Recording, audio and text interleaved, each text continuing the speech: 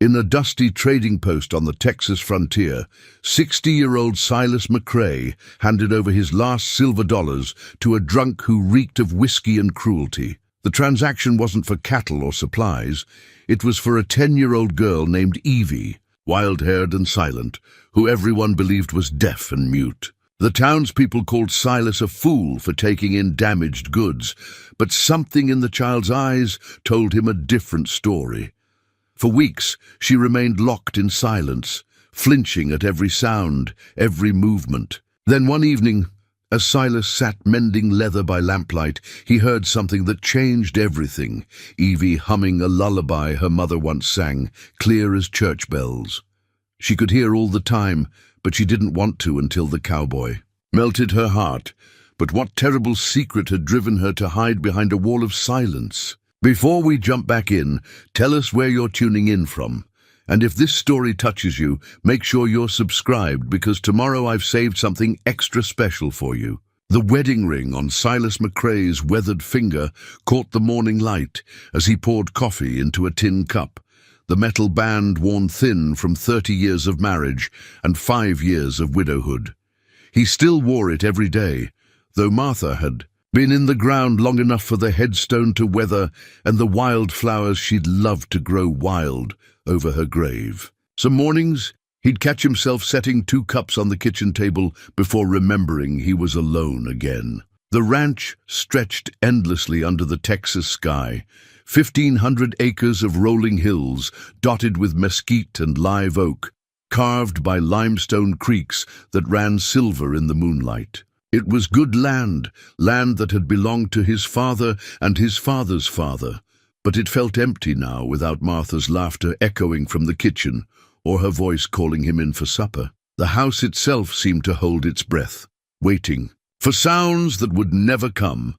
Silas had been a different man when Martha was alive, younger, though not in years, younger in spirit, in the way he'd whistle while mending fence or hum while brushing down the horses. They'd tried for children for 15 years, suffered through 3 miscarriages that broke Martha's heart a little more each time. The doctor in town, old Doc Henley, had finally told them gentle-like that it wasn't meant to be, that the Lord had other plans. Martha had cried for days, then dried her tears and poured all that mothering love into the ranch animals, the neighbor children, and into him. When the fever took her in the spring of '82, it came fast and merciless. One day she was hanging laundry on the line, humming that lullaby her own mother had sung to her, something soft and sweet about mockingbirds and diamond rings. 3 days later she was gone, leaving Silas with nothing but the echo of that song and a silence so profound it seemed to swallow the whole world. The townspeople of Cedar Creek had been kind enough in their way. Mrs. Caldwell from the general store brought casseroles for weeks after the funeral. Sheriff Barnes stopped by regular to check on him. Even Reverend Mills came calling, though Silas had stopped going to church and wasn't much interested in talk about God's plan. But kindness has its limits, and eventually they left him to his grief and his solitude. That's how he'd been living for 5 years when he rode into that trading post and saw the child. Now she sat at his kitchen table, this wild-haired slip of a girl who'd cost him his last 20 silver dollars and every assumption he'd had about his quiet, orderly life. Evie, that's what the drunk had called her, though he'd said it with a sneer that made Silas's jaw clench. She was small for 10, all sharp angles and hollow cheeks, with dark hair that hung in tangles past her shoulders and eyes the color of winter storms. Her dress was little more than rags, patched and repatched until the original fabric was lost. Beneath layers of makeshift repairs, she hadn't spoken a word since he'd brought her home 3 weeks ago. Not a sound, not even when Doc Henley had examined her and found the fading bruises on her ribs, the old scars on her back, the unmistakable signs of a child who'd known more cruelty than kindness. Doc had pulled Silas aside after, his face grave. Behind wire-rimmed spectacles. She's been hurt, Silas. Hurt bad and hurt often. Body's healing well enough, but the mind... He'd shaken his grey head. Mind's a different matter entirely. Might never speak again, might never be right. You sure you want to take this on? But Silas had been sure, though he couldn't explain why. Something in those storm-colored eyes spoke to him in a language that didn't need words. Something that recognized the hollow ache of loss, the way silence could be both protection and prison. The townspeople thought he'd lost his mind. Mrs. Caldwell clucked her tongue and spoke in whispers about poor Silas and his desperate loneliness. Jake Morrison, who owned the spread to the east, had been more direct. "You're throwing good money after bad," he'd said, spitting tobacco juice into the dirt. "Girl's broken, Silas. Ain't nothing you can do for broken goods but put 'em out of their misery. Should have left her where you found her." But Silas had seen the way Evie watched everything with those keen eyes, cataloging every movement, every sound, every shift in mood or weather. She might not speak, but she was listening, always listening. And in the evenings, when he thought she was asleep, he'd catch glimpses of her shadow moving past the lamplight, always alert, always ready to run. She followed him during the day, now keeping her distance but never losing sight of him. When he tended the horses, she'd perch on the corral fence, still as a bird. When he worked in the vegetable garden Martha had planted, she'd sit in the shade of the old oak tree, watching his hands in the soil. She ate the food he prepared, simple fare, beans and cornbread and whatever vegetables he could coax from the garden. But she ate like a wild thing, fast and furtive, always ready to bolt. At night, she slept on a pallet he'd made for her in the corner of the main room, as far from his bedroom as the small house would allow. He'd offered her Martha's old room, with its lace curtains and pressed flower wallpaper, but the terror in her eyes had told him everything he needed to know about closed doors and confined spaces. So she slept in the open, curled beneath one of Martha's quilts. And if she had nightmares, she suffered them in silence. The evening routine had become sacred to both of them, though neither acknowledged it. After supper, Silas would settle into his chair by the fireplace with Martha's old Bible, the leather cover worn smooth by years of handling. He'd read aloud, not from any particular design to educate or comfort, but because the silence felt too heavy without some sound to push against it. He read from Psalms mostly, the cadence familiar and soothing, or sometimes from the book of Ruth, the story of loyalty and found family that seemed fitting somehow. Evie would retreat to her pallet during these readings, but he knew she was listening. He could feel her attention like a physical presence, could sense the way she held herself still to catch every word. Sometimes he'd pause, pretending to study a passage, and in that quiet moment he'd hear the soft whisper of her breathing, controlled and careful, the breath of someone who'd learned that even breathing could draw unwanted attention. The first sign that she was healing came on a Tuesday morning, when he found his coffee cup washed and dried beside the sink. He hadn't washed it the night before, had left it sitting with the dregs grown cold, the way he'd done every morning for 5 years. But there it sat, clean and ready for the next day's brew. When he looked at her over breakfast, she kept her eyes on her plate, but he caught the faintest shadow of what might have been satisfaction crossing her face. Small things followed. His boots, muddy from the previous day's work, appeared on the porch cleaned and oiled. The kindling box stayed full without his tending. The kitchen table, scarred from years of use, began to gleam with fresh oil rubbed into the wood. She was nesting, he realized, making herself useful, making herself necessary, ensuring her place in this small sanctuary she'd found. Dr. Henley visited again at the end of the 3rd week, ostensibly to check on the girl's physical healing, but really to satisfy his curiosity about how Silas was managing. He found them in the garden, Silas on his knees among the tomato plants, while Evie sat nearby, sorting seeds he'd saved from the previous year's harvest. "She's putting on weight," the doctor observed, settling his bulk onto a wooden crate. Silas, "Kept for weeding. Color's better too. You're doing right by her, Silas." "Don't feel like I'm doing much of anything," Silas admitted, wiping sweat from his forehead with the back of his hand. "Just trying to give her space to heal, I suppose." Sometimes That's the most important medicine there is. Doc Henley studied. The girl who'd frozen at his approach but hadn't run. She trusts you. That's no small thing for a child who's learned that adults can't be trusted. They watched her work, her small hands deft and sure as she separated good seeds from bad, her face serious with concentration. When a mockingbird landed nearby and began its repertoire of borrowed songs, she lifted her head to listen, and for just a moment, her expression softened into something that might have been wonder. "She hears everything," Silas said quietly. "Whatever that drunk told people about her being deaf, it's not true. She hears every word, every sound, just chooses not to respond." "Can't say I blame her," Doc replied. "World's been nothing but harsh words and harsher treatment. Why would she want to engage with it?" That evening, as had become his custom, Silas read aloud while Evie pretended to sleep. He'd chosen the 23rd Psalm, the familiar words, rolling off his tongue like water over stone. "The Lord is my shepherd, I shall not want. He maketh me to lie down in green pastures. He leadeth me beside the still waters.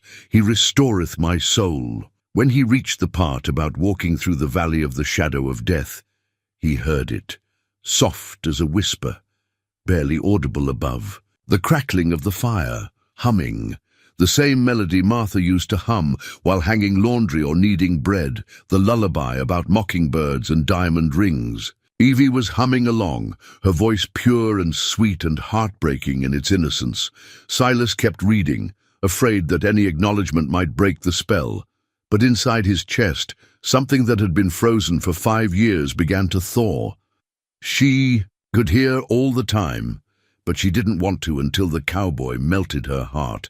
The thought came to him unbidden, and with it, the first stirring of hope he'd felt since Martha's passing. Outside, the Texas wind whispered through the mesquite, and somewhere in the distance, a real mockingbird picked up the melody, as if the whole world were learning to sing again. The screaming started at 2 in the morning, shattering the peaceful quiet of the ranch like glass against stone. Silas bolted upright in his bed, heart hammering against his ribs as the sound tore through the darkness. Not the cry of an animal or the wail of wind, but something far more terrible. Human agony, raw and primal, coming from the main room where Evie slept. He stumbled from his bedroom, bare feet slapping against the cold wooden floor, and found her thrashing on her pallet like a wild thing caught in a trap. The quilt Martha had made was twisted around her legs, and her small fists beat against enemies only she could see. Her eyes were wide open, but seeing nothing of the present world, lost instead in some nightmare landscape where shadows had teeth and safety was just a cruel illusion. "Evie," he called softly, dropping to his knees beside her but not daring to touch. He'd learned enough about damaged things in his 60 years to know that sometimes kindness could feel like another kind of violence to someone who'd known too much of the real thing. "Evie, you're safe. You're here with me." But she couldn't hear him over the sound of her own terror. Words poured from her lips, the first words he'd heard her speak. But they were fractured things, broken glass cutting her throat as they emerged. "Please, don't, please, Papa, I won't tell, I promise I won't tell nobody. Just don't let him hurt Mama anymore." The words hit Silas like physical blows. Papa. She was calling for her father, but not the drunk who'd sold her like livestock. Someone else, someone who'd failed to protect her when protection was what she'd needed most. "Shh," he murmured, his voice barely above a whisper. "You're safe now, little one. Nobody's going to hurt you here." Gradually, the thrashing subsided. Her breathing slowed from the ragged gasps of panic to something closer to normal, though tears still tracked down her hollow cheeks. When her eyes finally focused on his face in the lamplight, he saw recognition there, and something else, shame so deep it made his chest ache. She pulled the quilt up to her chin and turned away from him, curling into herself like a pill bug, seeking protection. The silence that followed was different from her usual quiet. This was the silence of someone who'd revealed too much, who'd let the careful walls slip and shown the raw wounds beneath. "Nothing to be ashamed of," Silas said gently. "We all got demons that visit us in the dark. Mine just happened to be quieter than yours." He sat with her until dawn, not speaking, just being present in the way he wished someone had been present for him during those first terrible nights after Martha's death. When the first light crept through the windows, he made coffee and breakfast as if nothing had changed, giving her the dignity of pretending the darkness hadn't happened. But everything had changed. Doc Henley confirmed it when he arrived that afternoon, summoned by a message Silas had sent with young Tommy Caldwell. The doctor's examination was gentle but thorough, and when he emerged from the main room where Evie sat stiff and silent, his face was grim as winter.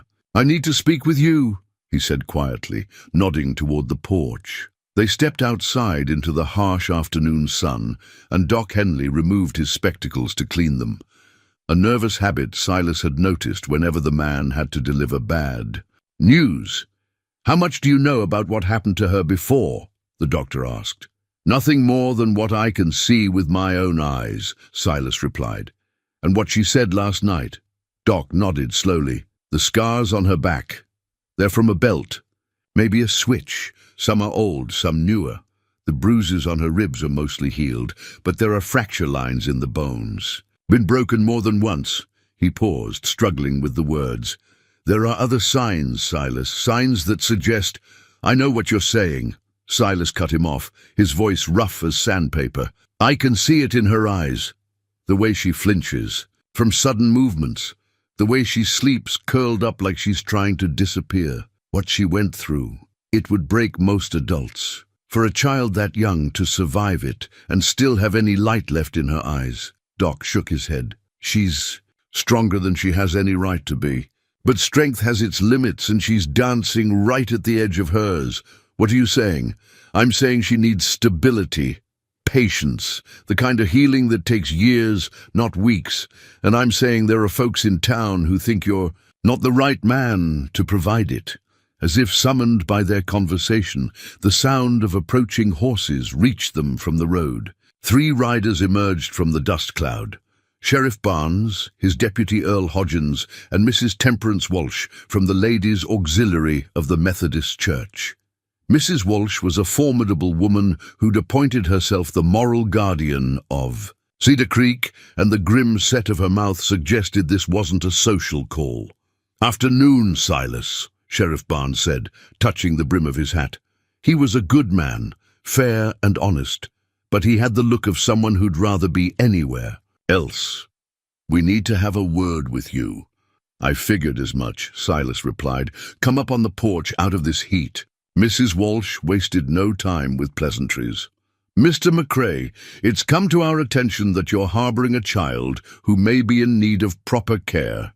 Care that a bachelor rancher, however well-intentioned, simply cannot provide. The child has a name," Silas said quietly. "It's Evie. The child," Mrs. Walsh continued, ignoring his correction, "has been through a terrible ordeal. She needs the kind of specialized attention that only a proper institution can provide. There's a foundling home in San Antonio run by the Sisters of Mercy. They have experience with damaged children." "Damaged!" The word tasted bitter in Silas's mouth. "That's what you call her, damaged?" "Now, Silas," Sheriff Barnes interjected, clearly uncomfortable with Mrs. Walsh's bluntness. "Nobody's saying you haven't done right by the girl, but facts are facts. You're a single man with no experience raising children, especially not one with special needs." "And what exactly do you think those special needs are?" Silas asked. Mrs. Walsh's lips pursed like she'd bitten into something sour. "The whole town heard the screaming last night, Mr. McCrae. That child is clearly disturbed. She could be dangerous, to herself, to you, to others. What happens when those fits of hers turn violent? What happens when she decides to run off in the middle of the night? You can't watch her every minute of every day. I can watch her plenty, Silas said, his voice taking on an edge that made Deputy Hodgins shift nervously in his saddle. Be reasonable, Mrs. Walsh pressed. You're trying to turn a wild animal into a house pet. It can't be done. That girl has been broken in ways that can't be fixed, and keeping her here is just prolonging the inevitable. Send her to the Foundling, home where professionals can decide what's best for her future. And what future would that be? Doc Henley spoke up for the first time, his voice mild but his eyes hard behind his spectacles. The Sisters of Mercy are good women, but they're overwhelmed. Most of the children in their care end up as servants or worse. Is that the Christian charity you're advocating for, Mrs. Walsh? The woman's cheeks flushed red. At least she'd be properly supervised. At least she'd be around other women who could teach her proper behavior and moral conduct. She's learning plenty about moral conduct right here, Silas said. Like how some folks talk about children like they're livestock, and how others are, willing to stand up for what's right even when it's not convenient. From inside, the house came a soft sound. Not quite a sob, but close enough to make them all turn toward the door. Evie stood pressed against the window, her face pale as parchment, her storm-colored eyes wide with the kind of terror that comes from hearing your fate decided by strangers. She's listening, Silas said quietly, understanding every word. Still, think she's just a damaged animal, Mrs. Walsh. The woman had the grace to look ashamed, but she rallied quickly. Understanding or not, the facts remain. You have no legal right to that child, Mr. McCrae. If we decide she needs to be removed for her own welfare, then you'll have to go through me first, Silas interrupted, his voice carrying the quiet authority of a man who'd faced down Comanche, war parties and lived to tell about it. And I guarantee you won't find that as easy as you think. Sheriff Barnes held up his hands. Now, let's not let this get out of hand.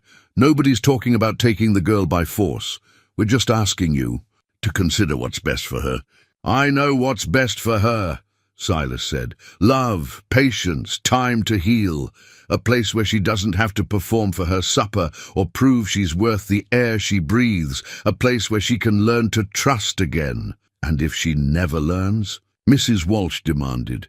If she stays mute and wild for the rest of her days, what then?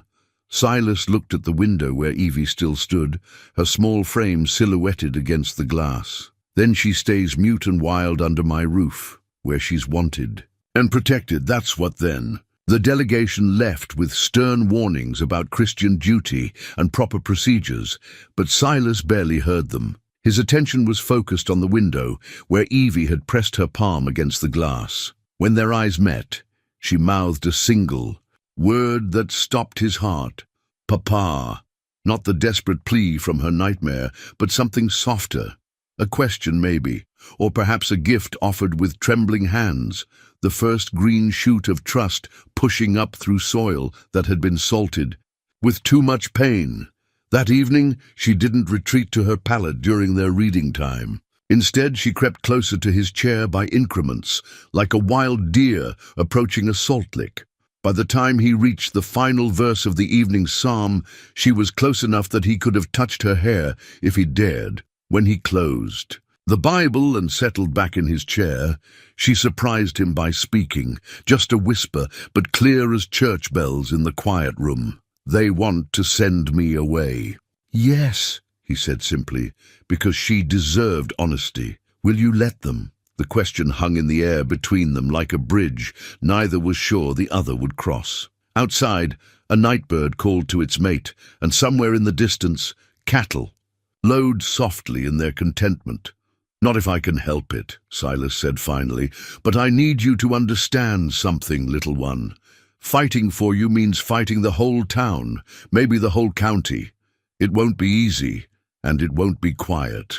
Are you strong enough for that kind of fight? She was quiet for so long, he thought she might have retreated back into her silence. Then, in a voice steady as stone, she gave him the answer that would change both their lives forever. I'm strong enough if you are, Papa. The morning after Evie called him Papa, Silas found himself standing in his workshop before dawn, turning a piece of oak over in his hands, like it held the answer to questions he didn't know how to ask. The wood was smooth and golden, salvaged from a tree that had fallen in last winter's ice storm. Good wood, the kind that deserved to become something beautiful rather than rot in the elements. His hands moved without conscious thought, finding the familiar rhythm of plane against grain that had soothed him through countless sleepless nights since Martha's passing. But this morning was different. This morning he had purpose beyond the simple need to keep his hands busy and his mind from wandering down dark paths. By the time Evie emerged from the house, blinking in the early sunlight like a barn cat, unused to daylight, he had the rough shape of a horse carved from the oak. Not just any horse, Belle, the old mare who'd become Evie's particular favorite among the ranch animals. The carved figure was small enough to fit in a child's palm, but every line spoke of the patience and care that had gone into its making. "Morning," he said quietly, not looking up from his work. He'd learned that direct attention could still spook her, especially after the vulnerability of the previous night's conversation. She approached the workbench in her usual careful way, bare feet silent on the packed earth of the yard. When she saw what he was carving, her breath caught, just a small sound. But in the morning quiet, it might as well have been a shout. "It's Belle," she whispered, and the wonder in her voice made something warm unfurl in Silas's chest. "Figured you might like having her close by," he said, still concentrating on the delicate work of carving the mare's flowing mane. "Even when you're not out at the corral." She watched him work in fascination, her head tilted to one side like a bird studying something particularly interesting. When he handed her the finished carving an hour later, she cradled it against her chest as if it were made of spun glass instead of sturdy oak. "Nobody ever made me nothing before," she said, her voice so soft he had to strain to hear it. "Well," Silas replied, cleaning wood shavings from his knife, "figured it was about time someone did." The gift marked a turning point in their careful dance around each other. Over the following days, Evie began to venture closer to the life of the ranch, though still maintaining the invisible boundaries that made her feel safe. She took to carrying the carved horse everywhere, her fingers constantly smoothing its wooden curves until the oak gleamed like satin. Silas established routines that honored both her need for predictability and her lingering fear of confinement. Every morning, he'd set her breakfast on the table and tell her exactly what his plans were for the day. "Going to check the south fence this morning, then mend that loose board on the barn door. You're welcome to come along if you've a mind, too, or you can stay here and do as you please." She chose to follow him more often than not, though she kept her distance, close enough to watch, far enough to run if running became necessary. When he worked on the fence, she'd perch on a nearby boulder, her eyes tracking his movements with the intensity of someone learning a new language. When he mucked out the stalls, she'd sit on an overturned bucket by the barn door, always positioned so she could see both him and the path back to the house. The cooking lessons began by accident. Silas had always been a practical cook, the kind of man who could turn beans and salt pork into something edible, but nothing that would ever be mistaken for Martha's light hand with biscuits or her way with a pot roast. He was struggling with a particularly stubborn batch of cornbread when he noticed Evie hovering near the kitchen doorway, her nose wrinkled at the smell of burning. "Reckon I'm making a mess of this," he admitted, pulling the pan from the oven to reveal cornbread that looked more like charcoal than food. To his surprise, she stepped forward and peered into the pan. "Too much fire," she said simply. "You know, about cooking," she nodded. "Had to learn, nobody else to do it." The matter-of-fact way she said it, as if a 10-year-old being responsible for her own meals was the most natural thing in the world, made Silas's jaw clench. But he kept his voice level when he asked, "Think you could teach me to do it right?" She looked at him with something that might have been surprise. "You want me to teach you?" "Figure we both got things to learn," he said. "I could use the help, and you could use the practice at being listened to." It became another routine, cooking together in the evenings when the day's work was done. Evie proved to have an intuitive understanding of heat and timing that came from necessity rather than training. She showed him how to test the oven's heat with his hand, how to tell when cornbread was done by the sound it made when tapped, how to keep biscuits from burning by rotating the pan halfway through baking. "Mama taught me," she said one evening, as they pulled perfect golden biscuits from the oven.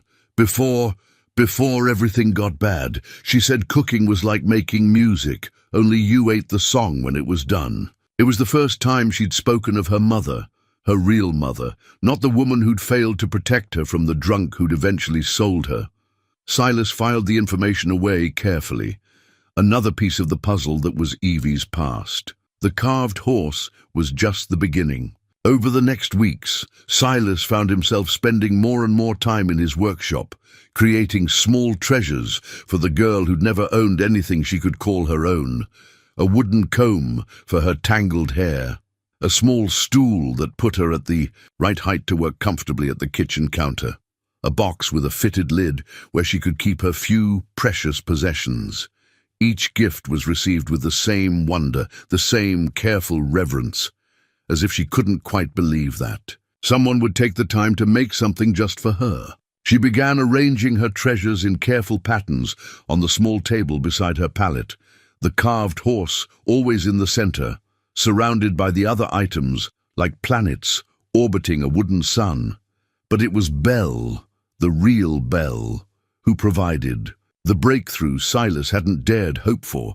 The old mare was past her prime, too arthritic for hard riding, but still gentle and patient with an intuitive understanding of damaged things. She'd been Martha's horse originally, chosen more for temperament than speed or strength. When Martha died, Silas had kept Belle out of sentiment, though he rarely rode her anymore. Evie had been fascinated by the horse from the beginning, drawn to the corral whenever Belle was turned out to graze.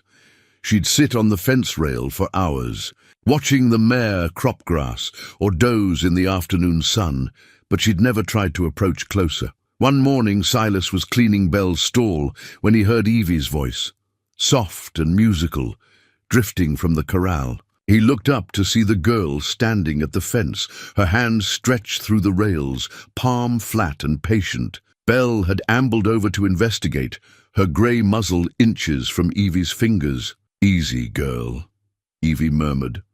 "I know you remember. Her Martha. She used to sing to you, didn't she? Same song my mama sang to me." The mare seemed to consider this, then gently nuzzled Evie's palm. The contact lasted only a moment before Evie pulled her hand back, but her face was radiant with something Silas had never seen there before, pure, uncomplicated joy. "She likes me," Evie called to him, her voice carrying across the yard with more volume than he'd ever heard from her. "Course she does," Silas replied, continuing his work as if his heart wasn't doing strange things in his chest. "Belle's a good judge of character, always has been." That afternoon, he found Evie in the corral with Belle, the girl's small hands stroking the mare's neck, while she whispered secrets into the horse's pricked ears. Belle stood perfectly still, as if she understood the importance of the moment, the fragile trust being offered and accepted. "She told me about Martha," Evie said when she noticed Silas watching, "about how she used to bring her sugar cubes and brush her mane until it shined like silver." "Did she now?" Silas climbed through the fence rails to join them. "What else did she tell you?" "That Martha used to be sad sometimes, about the babies that never came, and that you were sad too, but you tried to hide it so she wouldn't worry." Evie's eyes were solemn as she looked at him. "Belle says you're still sad, but it's different now. Lighter, maybe." Silas found himself at a loss for words. Either the child had an uncanny ability to read people and situations, or she really was having conversations with a horse. Either way, she was right about the sadness being different. "Lighter. Belle's pretty smart for a horse," he said finally. "She is," Evie agreed seriously. "She told me other things too, about watching over people. About how sometimes the best thing you can do for someone is just be there, even when words don't work." That evening, Jake Morrison rode up to the house just as Silas was finishing the supper dishes. Morrison was a hard man who'd carved his success out of unforgiving land through sheer stubbornness and a willingness to do whatever it took to protect what was his. Silas respected him, but they'd never been what you'd call friends. "Silas," Morrison said, touching his hat brim in greeting. "Mind if I water my horse? Been riding since dawn." "Help yourself," Silas replied, though he noticed Morrison's horse didn't look particularly thirsty. This was about something else. Morrison dismounted and led his horse to the trough, taking his time about it. When he finally spoke, his voice was carefully neutral. "Heard you had some visitors the other day." "Official-type visitors. News travels fast," Silas observed. "Temperance Walsh has a mouth like a town crier when she gets her dander up," Morrison said. "She's been making the rounds, talking to folks about your situation." "My situation?" Morrison glanced toward the house, where Evie's silhouette could be seen moving past the kitchen window.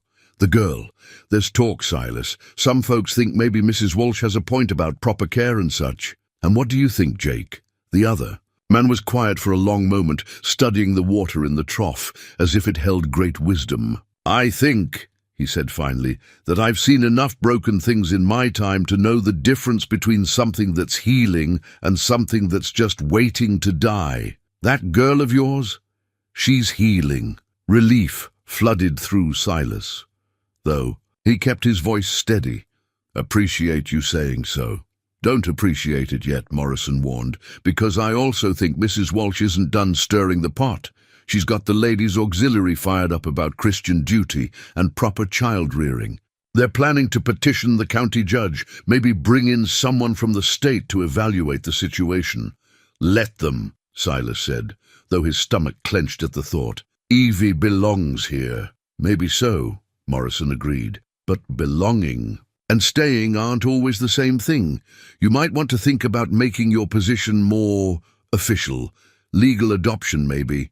Hard to take a child away from her legal father." The word father hit Silas like a physical blow. He'd been thinking of himself as Evie's guardian, her protector, but the idea of being her actual father, legally, officially, permanently, was something he hadn't dared consider. "Course," Morrison continued, "adoption requires character witnesses. References, people willing to vouch for your fitness as a parent." "And you'd be willing to do that?"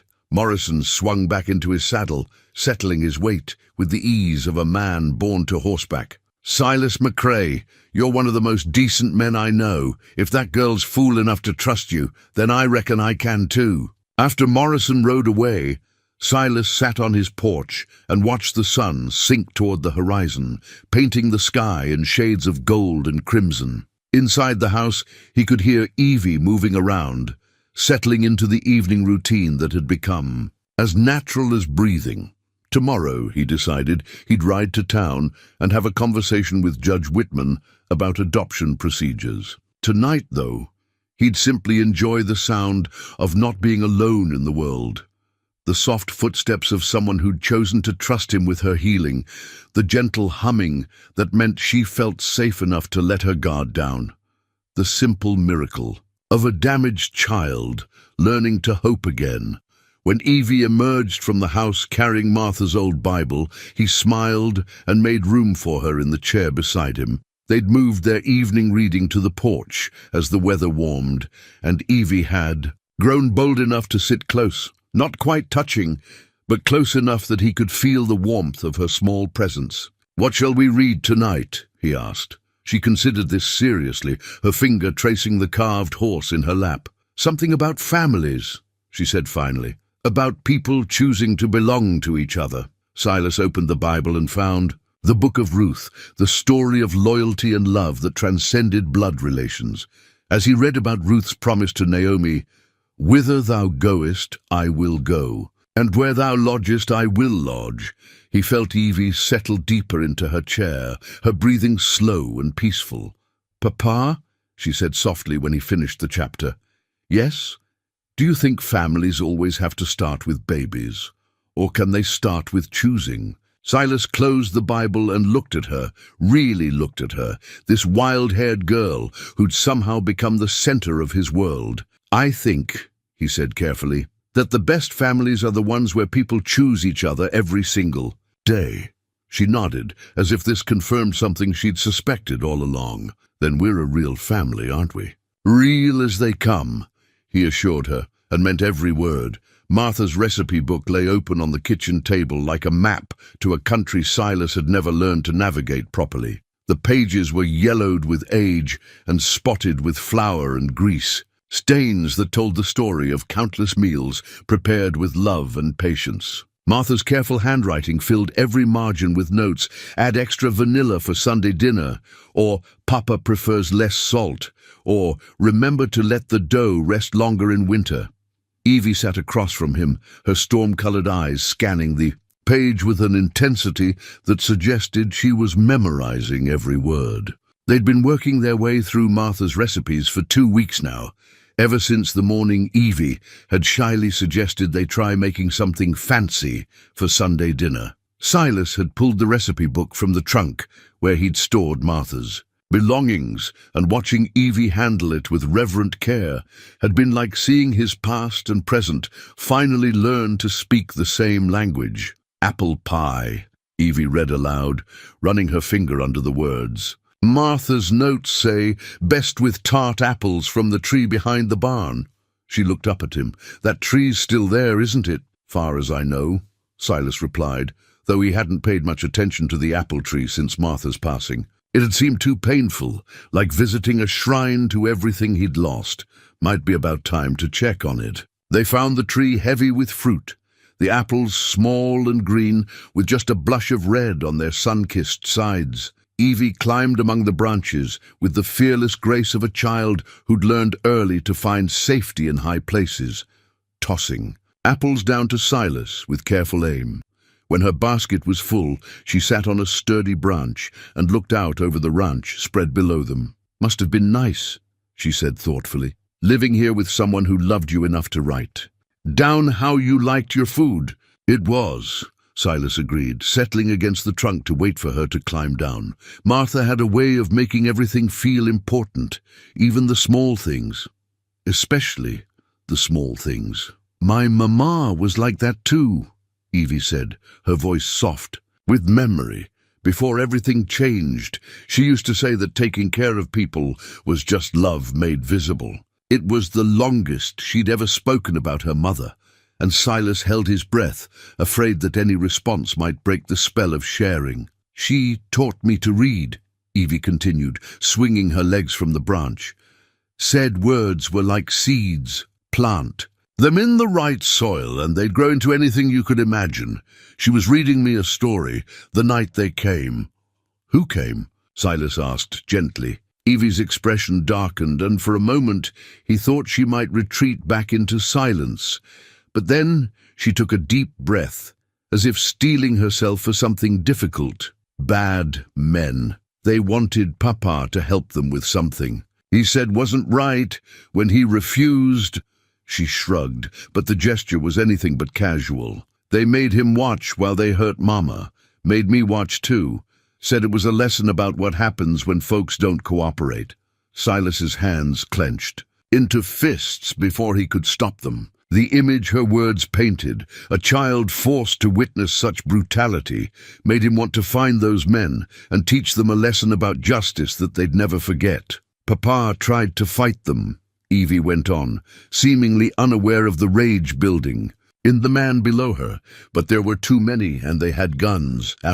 She paused, gathering herself. After Mama died, Papa wasn't the same. Started drinking, started hitting, started saying it was my fault for not helping, for not stopping them somehow. Evie, Silas said, his voice rough with emotion. Nothing that happened was your fault. You understand that? She nodded, but he could see the doubt lingering in her eyes, the poison of blame that had been fed to her by a man too broken by grief to see clearly. That's why I stopped talking, she said finally. Words didn't save Mama. Words didn't stop Papa from drinking. Seemed like they just made everything worse. But you're talking now, Silas pointed out. A smile ghosted across her features. Guess I found the right soil for the seeds to grow again. That evening, they made Martha's apple pie together, Evie's small hands deft with the rolling pin, while Silas peeled apples and tried to follow Martha's cryptic notes about butter cold as winter, morning and pastry light as Sunday prayers. The kitchen filled with the scent of cinnamon and nutmeg, and when Evie laughed at his clumsy attempts to crimp the pie's edges, the sound was like music in the quiet house. Mrs. Caldwell arrived just as they were pulling the pie from the oven, her arms full of fabric and her face wearing the determined expression of a woman on a mission. She was a practical woman, worn thin by years of running the general store and raising 4 children, but she had a kind heart that often overruled her good sense. "Brought some things for the girl," she announced, setting her bundle on the kitchen table. "Can't have a young lady wearing nothing but hand-me-downs from the church collection." Evie pressed closer to Silas's side, her earlier confidence evaporating in the face of unexpected attention. But when Mrs. Caldwell unfolded a dress made of soft blue cotton, simple but new, cut to fit a child rather than altered from adult garments, Evie's breath caught in wonder. "It's beautiful," she whispered, reaching out to touch the fabric with tentative fingers. "Go on, try it on," Mrs. Caldwell urged. "I had to guess at the measurements, but I think it'll do." Evie disappeared into the bedroom, and when she emerged, she was transformed. The blue brought out the color in her eyes, and the proper fit showed that beneath the layers of fear and malnutrition was a naturally graceful child.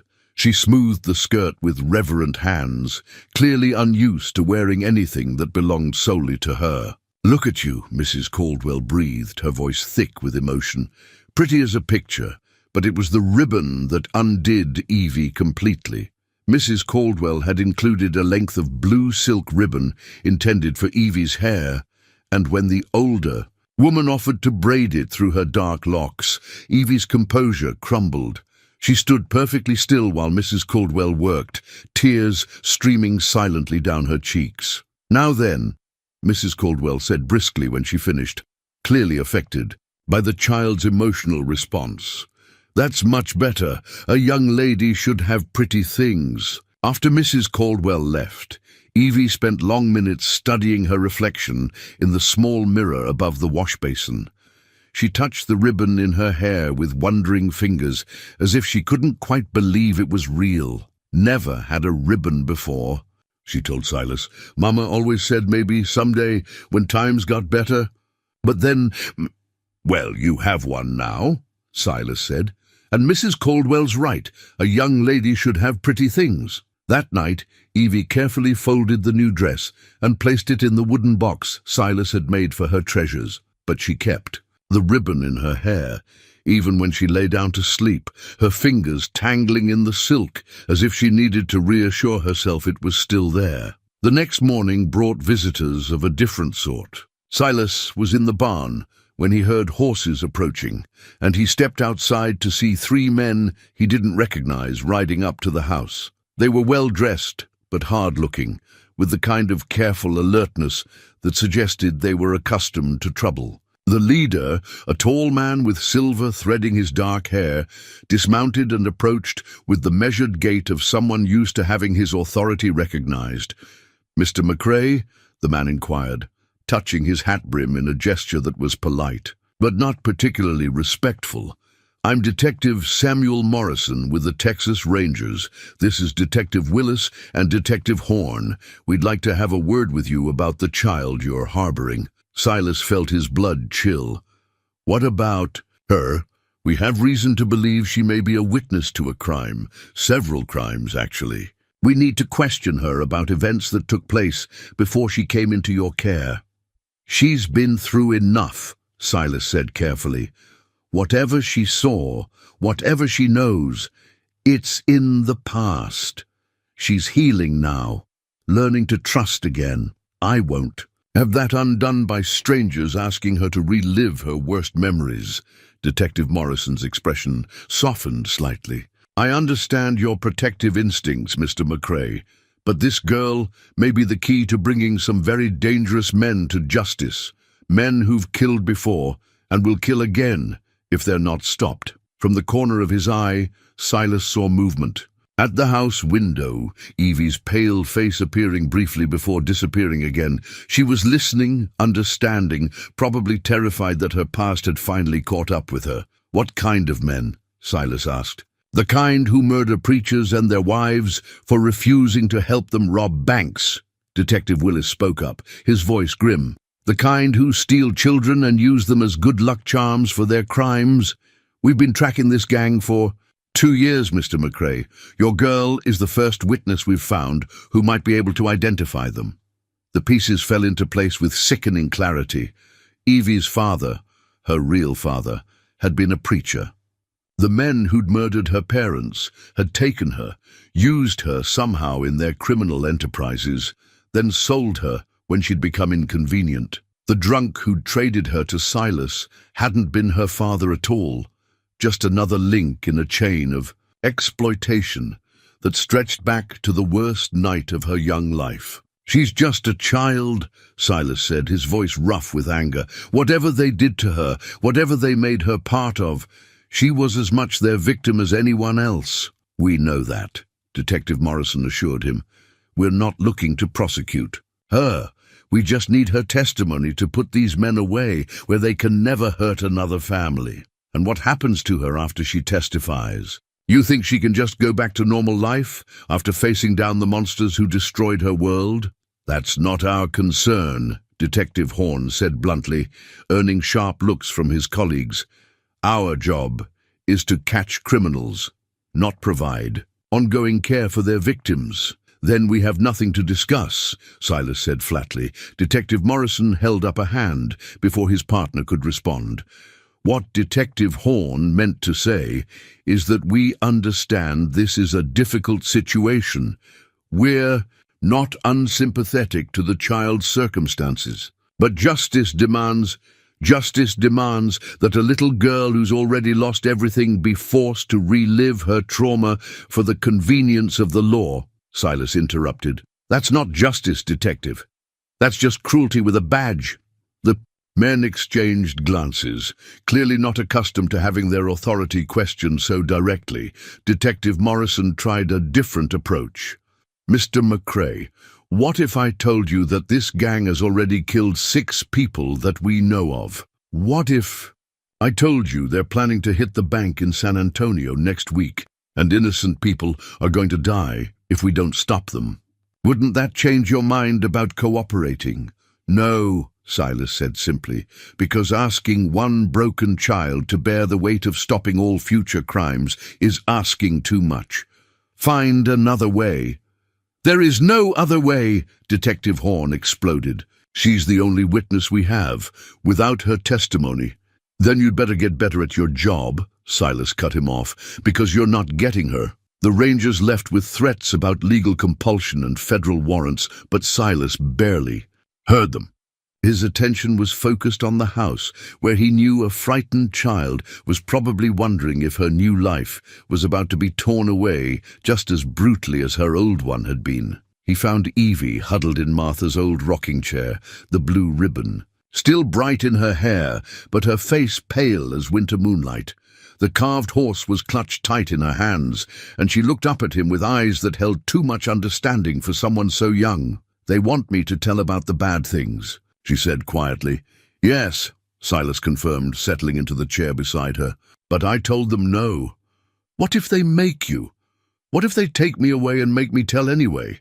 It was a fair question, and one that had been gnawing at Silas's mind since the Rangers rode away.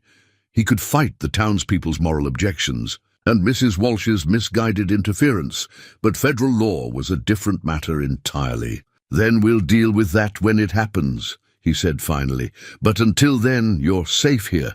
You're home." She was quiet for a long moment, her fingers working over the smooth wood of the carved horse. When she spoke again, her voice was so soft he had to lean forward to hear her. "They made me watch during the robberies, said I was their lucky charm, that as long as I was there, nothing would go wrong. They'd sit me in the corner and tell me to keep my eyes open, and if I closed them or tried to hide, She shuddered. "They'd hurt people extra just to teach me a lesson." Silas felt something dark and violent uncurl in his chest, but he kept his voice gentle. "That's over now. You don't have to watch anything you don't want to watch ever again." "But what if they're right? What if more people get hurt because I won't tell?" "Evie, look at me." He waited until her storm-colored eyes met his. "Those men made their own choices to hurt people. Whatever they do next, that's on them, not on you. You don't owe the world your pain." She nodded, but he could see the guilt still eating at her, the terrible burden of a child who'd been taught that other people's actions were somehow her responsibility. That evening, as they sat on the porch reading from the Book of Ruth, Evie interrupted him mid-verse. "Papa? Yes? If I did decide to tell them what I know, would you stay with me? Would you make sure they didn't hurt me or take me away after?" Silas closed the Bible and looked at her seriously. "Is that what you want to do?" "I don't know," she admitted. I keep thinking about other little girls. What if there are other families the bad men want to hurt? What if I could stop that from happening?" The question hung in the air between them, heavy with implications that neither of them was quite ready to face. Outside, the Texas night was alive with the sounds of cattle and wind and distant thunder, but on the porch, father and daughter sat in thoughtful silence, each wrestling with the weight of decisions that would shape not just their future, but their understanding of what it meant to do right in a world that rarely made righteousness easy. "We don't have to decide tonight," Silas said finally. "Tomorrow's soon enough for that kind of thinking." Evie nodded and settled back in her chair, her fingers still working over the carved horse. But Silas could see the wheels turning behind her eyes, could almost hear her trying to balance her own healing against the possibility of preventing others from suffering as she had. For the first time since bringing her home, he wondered if love alone would be enough to protect her from a world that seemed determined to demand more from a child than any child should be asked to give. The blue dress hung like hope itself in the small wardrobe Silas had built for Evie's corner of the main room. She wore it to town for the first time on a Saturday morning when supplies were needed, and Silas decided she was ready to face the world beyond the ranch boundaries.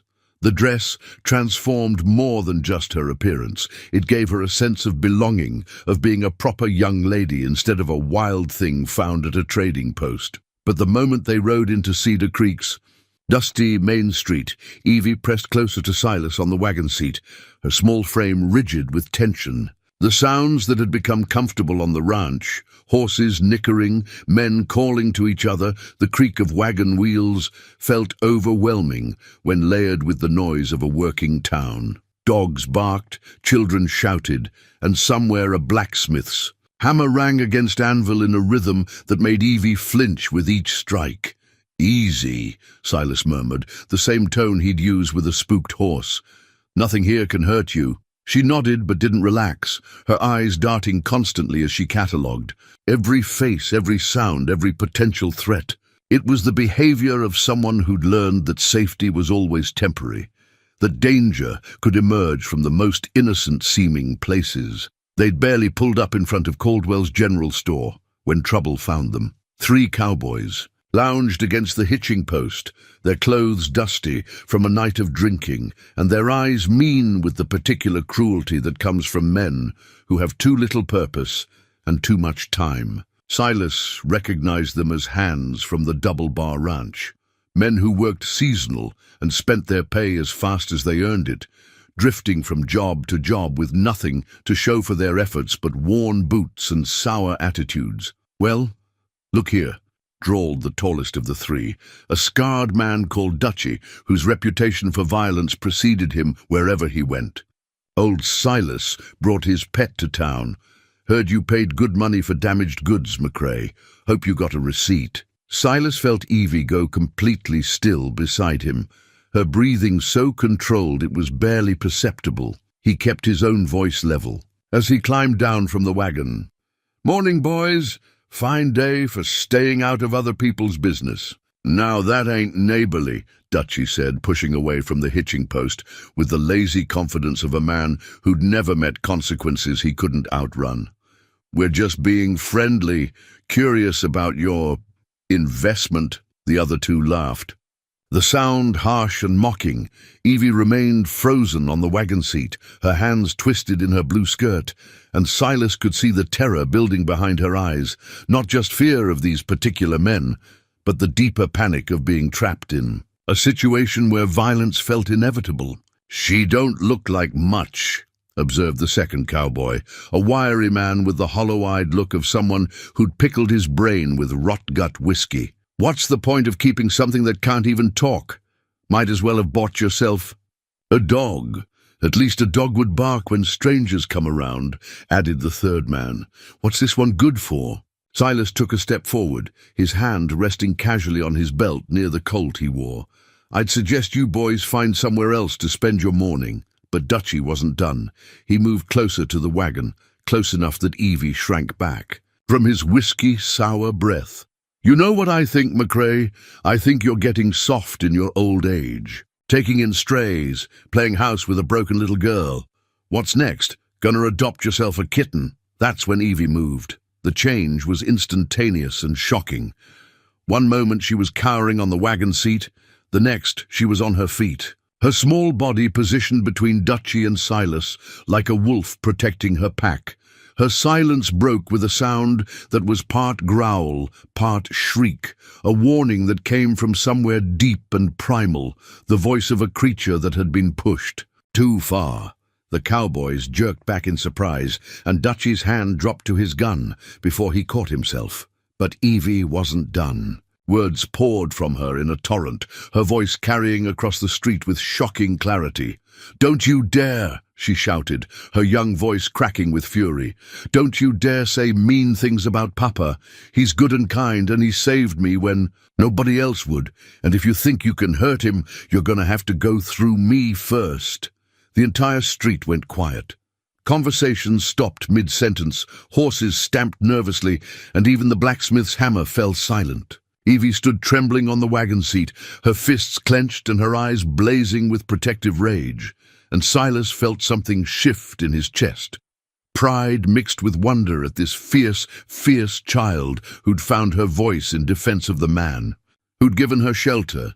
Dutchy recovered first, his face flushing red with embarrassment and anger. "Well, I'll be damned. The little mute can talk after all. Question is, what else can she do?" The threat in his words was unmistakable, and Silas felt his own temper ignite. But before he could respond, Sheriff Barnes appeared at his elbow as if materializing from thin air. "Problem here, gentlemen?" the sheriff asked mildly, though his hand rested on his gun butt with casual readiness. "No problem at all," Dutchy said, stepping back with his hands raised in mock surrender. "Just having a friendly conversation with McCrae about his acquisition." "Conversation's over," Barnes said firmly. "Boys, I believe you have somewhere else to be." The Cowboys left, with muttered curses and backward glances, but their departure felt more like a temporary retreat than a real resolution. Silas helped Evie down from the wagon, and he could feel her shaking, not with fear now, but with the aftermath of adrenaline and the shock of her own boldness. "You didn't have to do that," he told her quietly as they walked toward the store. "Yes, I did," she replied, her voice steadier now but still carrying an edge of defiance. "They were saying terrible things about you. I couldn't just sit there and let them." Inside the store, Mrs. Caldwell fussed over Evie like a mother hen, clearly, having witnessed the confrontation through her front window. "That was very brave, dear," she said, smoothing Evie's hair where it had come loose from its ribbon. "Very brave indeed." But the other customers weren't all as supportive. Silas caught the whispered conversations, the sideways glances, the careful way some people suddenly found urgent business elsewhere when they noticed him and Evie browsing the shelves. The girl who'd been a curiosity before was now something more complicated. A child who could speak but chose not to, who could defend herself but still needed protection, who belonged to neither the world of damaged goods nor the world of proper young ladies. Dr. Henley found them in the store, and pulled Silas aside, while Evie examined a display of penny candy with the focused attention of someone making a momentous decision. "Heard the commotion," the doctor said quietly. "How is she?" "Shaken, but standing," Silas replied. "First time she's really spoken up for herself, or for anyone else for that matter." "That's progress," Dr. Henley observed. "But it's also dangerous. Word's going to spread that she can talk, that she's been understanding everything all along. That's going to raise questions." "What kind of questions?" "The kind Mrs. Walsh and her supporters have been asking all along. If she can speak, if she can defend herself, if she's healing as well as she appears to be, then maybe their concerns about your fitness as a guardian were unfounded. But it also means—" He paused, choosing his words carefully. "It also means those rangers who came asking about her are going to be very interested in this development." Silas felt ice form in his stomach. In defending him, Evie had revealed capabilities she'd been hiding, had shown the world that she was far more aware and functional than anyone had suspected. And that awareness, that functionality, made her exactly the kind of witness the law, enforcement officials were seeking. The ride home was quiet, both of them lost in their own thoughts. Evie sat closer to him than she had on the way into town, drawing comfort from his presence, but he could feel the tension radiating from her small frame. The confrontation had been a victory of sorts. She'd found her voice, stood up for what mattered to her, shown strength in the face of cruelty. But victories, Silas knew, often came with prices that weren't immediately apparent. That evening, as they worked together preparing supper, Evie finally voiced what had been bothering her. "I made things worse, didn't I?" she asked carefully, slicing vegetables with a knife that was almost too big for her hands. "By talking, by letting everyone know I could." "You defended your family," Silas said firmly. "That's never the wrong thing to do. But now they'll know, the Rangers, Mrs. Walsh, everyone. They'll know I've been listening, understanding, choosing not to speak. Does that frighten you?" She considered this seriously, her young face grave with thought. "Some, but not as much. As letting those men say bad things about you. I couldn't bear that." The simple honesty of her statement, the clear hierarchy of her fears that placed his reputation above her own safety, humbled Silas completely. This child, who'd had every reason to learn selfishness as a survival strategy, had instead chosen loyalty, had risked her carefully constructed safety to defend the man who'd given her shelter. "Evie," he said carefully, "there's something you need to understand. After what happened today, after you spoke up like that, people are going to have expectations. They're going to want you to keep talking, keep participating, keep being the kind of normal they think you should be. And if I can't, if some days the words just won't come, then we'll deal with that too. But you need to know, the Rangers who came here, they're going to see today as proof that you're capable of testifying. They're going to push harder." She nodded, stirring the pot of beans with mechanical precision. "I've been thinking about that, about what you said, about not owing the world my pain. And maybe you're right. Maybe I don't owe them anything, but maybe I owe something to myself." Silas set down his knife and looked at her fully. "What do you mean?" "I mean, maybe telling the truth about what I saw isn't just about helping catch bad men. Maybe it's about proving to myself that I'm brave enough to say the words out loud, that I'm strong enough to face the scary things instead of just hiding from them." The wisdom in her words, the clear-eyed assessment of her own healing process, took Silas's breath away. She wasn't talking about testifying out of guilt or pressure or misplaced responsibility. She was talking about reclaiming her own power, her own voice, her own agency in a world that had tried to convince her she had none. "And if you decide you want to do that," he said slowly, "you know I'll be right there with you. Promise. Promise." That night, after their evening reading, after Evie had settled onto her pallet with the carved horse cradled against her chest, Silas sat alone on the porch and watched the stars wheel overhead. The child sleeping inside had found her voice. That day had used it to defend him, to claim her place in the world, to begin the process of reclaiming her own story. But he knew that voice would bring consequences, would draw attention from people who wanted to use her courage for their own purposes. Tomorrow, he'd ride to town again and have that conversation with Judge Whitman about adoption proceedings. Tomorrow, he'd start the legal process of making official what his heart had already accepted, that this fierce, healing child was his daughter in all the ways that mattered. Tomorrow, he'd begin preparing for the battles that were surely coming, the attempts to take her away or use her trauma as a weapon in someone else's war. But tonight, he simply sat in the quiet darkness and marveled at the sound of not being. Alone, the soft breathing of a child who trusted him enough to sleep peacefully, the gentle rustling of small movements as she shifted in her dreams, the simple miracle of a family that had chosen itself against all odds and every expectation. In the distance, a mockingbird began its evening song, cycling through borrowed melodies with joyful abandon.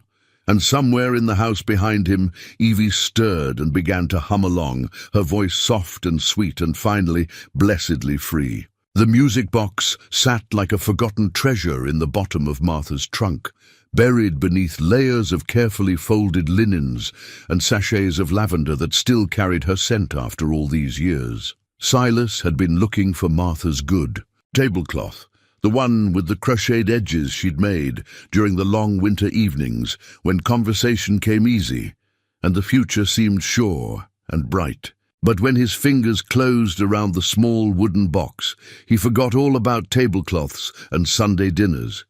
He lifted it carefully, as if it might crumble at his touch. The wood was cherry, darkened with age, and polished smooth by Martha's hands. During the countless times she'd wound its mechanism and listened to its tinkling melody. She'd inherited it from her grandmother, along with the story of how it had come from Germany in a young bride's traveling trunk, carrying old-world music to a new-world home. Martha had wound it every Sunday morning while she prepared for church, the delicate melody filling their bedroom as she pinned her hair and smoothed her best dress. After she died, Silas had packed it away with everything else that hurt too much to see, too much to remember. But now, sitting in the afternoon light streaming through the bedroom window, he found himself turning the tiny key with trembling fingers. The melody that emerged was achingly familiar, a simple waltz in a minor key that spoke of longing and loss and the bittersweet nature of memory. It was the same tune Evie had hummed that first night when she'd revealed her secret, the lullaby her mother had sung in those golden days before violence shattered her world. The realization hit Silas like a physical blow. Somehow, impossibly, Martha's music box played the same melody that had comforted a murdered woman's child in her darkest hours. "Papa?" Evie's voice came from the doorway, soft with concern. "Are you all right?" He looked up to find her watching him with those storm-colored eyes that seemed to see everything, understand everything, forgive everything. She wore her blue dress and the ribbon in her hair, but her feet were bare.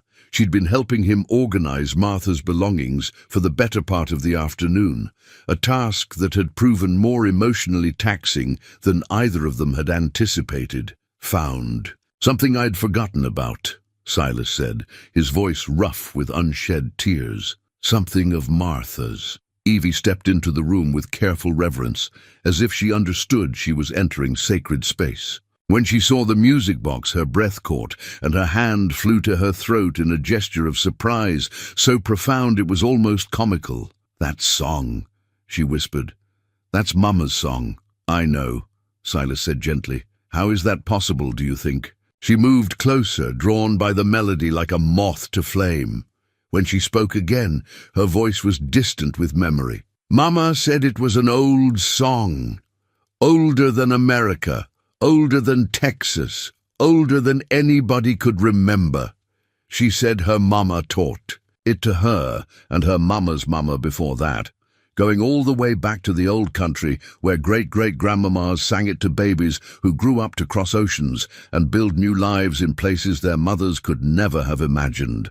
The music box wound down, its melody growing slower and more fragmented before falling silent. But Evie picked up where it left off, humming the tune with such pure, heartbreaking sweetness that Silas felt tears he'd been holding back for 5 years finally break free and track down his weathered cheeks. "Don't cry, Papa," Evie said, settling beside him on the edge of the bed. "It's a happy song, really. Mama always said it wasn't about being sad for what was lost. It was about being grateful for what was found." What did she mean by that? Evie's small fingers traced the carved flowers on the music box's lid, her touch gentle as a whisper. She said every baby that ever got sung to sleep with this song was a kind of miracle. All the grandmamas and mamas and little girls who carried it in their hearts, who kept it alive by passing it on. They were all connected like links in a chain made of love and memory. The wisdom in her words, the clear understanding of continuity and connection that seemed far beyond her years, struck Silas with fresh wonder. This child who'd seen such darkness, who'd experienced such betrayal, still had the capacity to find meaning in beauty, hope in tradition, love in the simple act of sharing memory. "Would you like to keep it?" he asked. "The music box, I mean. Martha would have wanted you to have it." Evie's eyes widened. "But it was hers. It was special to her, and now it can be special to you. That's how these things work. They're not meant to gather dust in trunks. They're meant to be loved, to be used, to keep making music." She accepted the gift with the same reverence she'd shown the carved horse, the blue dress, the wooden comb, as if she couldn't quite believe that someone would choose to give her something precious. But when she wound the mechanism and the melody began again, her face transformed with pure joy. "I can teach you the words," she said suddenly, "if you want to learn them. Mama taught them to me in English, but she said the German ones were prettier. I'd like that," Silas said. And so, as the afternoon sun slanted through the windows and painted everything golden, Evie taught him the lullaby that had traveled across oceans and through generations to find its way to a Texas ranch where a broken old man and a healing child were learning to be a family. "Sleep, little one, sleep through the night. Angels are watching till morning light. Dream of the love that will never end. Mama will hold you, defend you, my friend." Her voice was clear and sweet, unmarked by the trauma that had stolen her words for so long. And when she sang the German verses, the original words in a language she'd learned phonetically from her murdered mother, Silas felt the presence of all those other mothers and daughters, all those voices that had carried this song across time and space to arrive at this moment, this room, this fragile beginning of hope. That evening their routine changed. Instead of settling on the porch for Bible reading, they remained inside by the fireplace, the music box open on the small table between their chairs. Evie would wind it periodically, letting the melody play. While she worked on the needlework Mrs. Caldwell had given her, simple samplers with moral sayings stitched in careful letters. But tonight, instead of concentrating on her stitches, she talked. She told him about her mother's garden, where hollyhocks grew tall as a child's head and morning glories climbed the fence posts like blue silk ribbons. She described the way her father, her real father, had looked when he preached, his hands moving like birds as he painted word pictures of forgiveness and redemption for his small congregation. She shared memories of Sunday dinners and Christmas mornings, of bedtime stories and birthday cakes, of all the ordinary magic that had filled her life before evil men decided her father's conscience was an obstacle to their greed. "Papa used to say that every person had a song inside them," she told Silas as the fire crackled and the music box played its sweet refrain. Not a real song, but something that made them who they were. Their hopes and dreams, and the love they had carried for other people. He said the worst thing about bad men wasn't the hurt they caused, but the way they tried to steal people's songs. "And what about your song?" Silas asked gently. "Did they steal yours?" She considered this seriously, her head tilted in concentration. "They tried to. For a long time I thought they had, but then I came here, And you were so patient and kind, and Belle told me secrets, and Mrs. Caldwell gave me pretty things. And slowly I started to remember that my song was still there, just sleeping, like in the lullaby. And now a smile ghosted across her features. Now I think maybe I'm getting it back. Maybe I'm even learning new verses. The following morning brought news that would test the strength of those new verses. Deputy Hodgins rode up to the house at dawn, his face grim beneath the brim of his hat. Silas met him in the yard, already dressed for the day's work, but sensing that work would have to wait. "Sheriff sent me," Hodgins said without preamble. "Got word from the county seat. Judge Whitman wants to see you and the girl in his chambers. Tomorrow morning. Official business." "What kind of official business?" "The kind that involves federal marshals and questions about custody arrangements." Hodgins shifted uncomfortably in his saddle. "Silas, I'm going to be straight with you. There's been pressure from Austin. Questions about whether a bachelor rancher is the appropriate guardian for a child who may be called as a witness in a federal case." Silas felt the familiar chill of bureaucratic threat, the cold knowledge that men in distant offices were making decisions about his family based on paperwork and procedure rather than love and commitment. And what does Judge Whitman think? Don't know for sure, but he's a fair man and he's known you for 20 years. If anyone's going to listen to reason, it's him. Hodgins paused, then added quietly, "For what it's worth, I told the sheriff you've done right by that girl. Never seen a child heal so fast or so completely."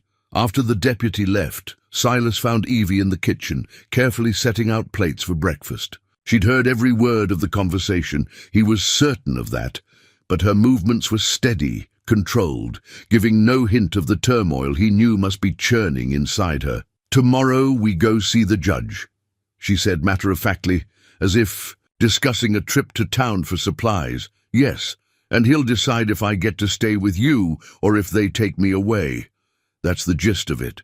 She nodded and continued her work, but he noticed that her hands trembled slightly as she poured coffee into his cup. When she spoke again, her voice was barely above a whisper. "Papa, what if they ask me about the bad things? What if they make me tell them everything?" "Then you tell them as much or as little as you're comfortable telling," Silas said firmly. "And if they push too hard, if they try to force you, then we'll leave. We'll pack up and go somewhere they can't find us." "You'd do that? You'd give up your ranch, your home, everything you've built here?" The question was asked with such wonder, such disbelief that anyone would sacrifice so much for her, that Silas had to swallow past the tightness in his throat before he could answer. "Evie, this ranch is just land and buildings. Home is where your family is. You're my family now, which means home is wherever you are." She set down the coffee pot and turned to face him fully, her storm-colored eyes bright with unshed tears. "I love you, Papa. Whatever happens tomorrow, whatever they decide, I need you to know that. I love you more than morning glories and hollyhocks and birthday cakes and everything good I ever had before." "I love you too, little one," Silas said, and meant it with every fiber of his being. "More than cattle and horses and good harvests. And everything I thought mattered before you came along and taught me what family really means." That night, Evie carried the music box to her pallet and wound it one final time before sleep. As the melody played in the quiet darkness, she hummed along softly, her voice weaving around the notes like a prayer or a promise. And somewhere in the distance, as if summoned by the ancient song, a mockingbird took up the tune and carried it out into the Texas night, where it joined the eternal chorus of all the mothers and daughters who'd ever sung their children to sleep. With words of love and hope and unbreakable connection, tomorrow would bring judges and questions and the cold machinery of law and bureaucracy. But tonight, father and daughter sat in the warm circle of firelight, surrounded by music that had survived wars and oceans and the countless small tragedies that mark every human life, and found peace in the simple knowledge that some things, love, family, the songs we carry in our hearts, are stronger than any force that might try to tear them apart. The stranger, who rode into Cedar Creek that morning, looked like any other drifter seeking work or whiskey or a place to rest weary bones. He was tall and lean, with silver threading through dark hair and the kind of careful alertness that suggested he was accustomed to watching his back. His horse was good quality, but travel-worn, his clothes dusty but well-made, and when he dismounted in front of the Silver Dollar Saloon, he moved with the measured precision of a man who'd learned that sudden movements could mean the difference between living and dying. But Deputy Marshal Tom Crawford was not just any drifter, and his business in Cedar Creek had nothing to do with work or whiskey or rest. He carried in his saddlebags a collection of wanted posters and witness statements that would turn everything Silas McCrae thought he knew about his adopted daughter into a lie built on blood and deception. Silas was in town that morning conducting the kind of business that couldn't be delayed, finalizing arrangements with Judge Whitman for Evie's adoption hearing, picking up supplies, and trying to gather support from the townspeople who might be willing to vouch for his fitness as a father. He'd left Evie at the ranch with strict instructions to stay close to the house and out of sight, both of them understanding without words that her safety depended on invisibility until the legal matters were resolved. He was loading flour and sugar into his wagon when Crawford approached, his badge glinting in the harsh morning sun. Mr. McCrae.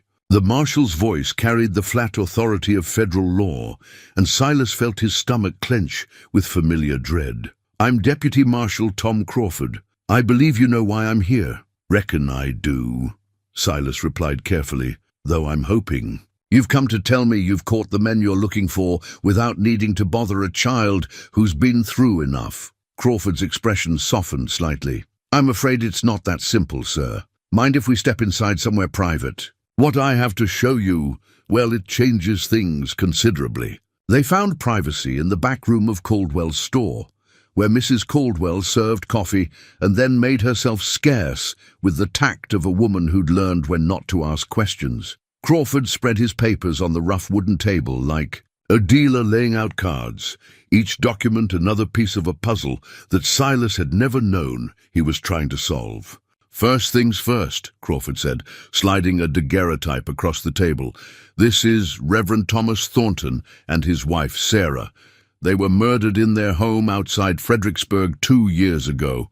Silas studied the photograph. The man was young, perhaps 30, with kind eyes and the soft hands of someone who worked with words rather than tools. The woman beside him was lovely in the way of prairie flowers, simple, genuine, glowing with the inner light of someone who'd found her place in the world. They stood in front of a small white church, his arm around her waist, both of them smiling with the unconscious happiness of people who believed their future was as bright as their love. And this, Crawford continued, producing another photograph, is their daughter Elizabeth. The breath left Silas's lungs in a rush. The child in the picture was younger, perhaps 7 or 8, but there was no mistaking those storm-colored eyes, that stubborn chin, the way she held herself with careful dignity despite her youth. Elizabeth Thornton wore a white dress with a sash and held a doll with yellow hair, and she looked directly at the camera with the solemn intensity that Silas had come to know as purely, unmistakably Evie. The night they were killed, Crawford went on, his voice taking on the mechanical tone of someone reciting facts too terrible for emotion, 5 men broke into their home, demanding that Reverend Thornton help them plan a bank robbery. When he refused, they tortured his wife while the child watched, trying to force his cooperation. When that failed, he shrugged, the gesture encompassing atrocities that words couldn't adequately describe. And the child? Silas asked, though he already knew the answer would shatter his world. Taken.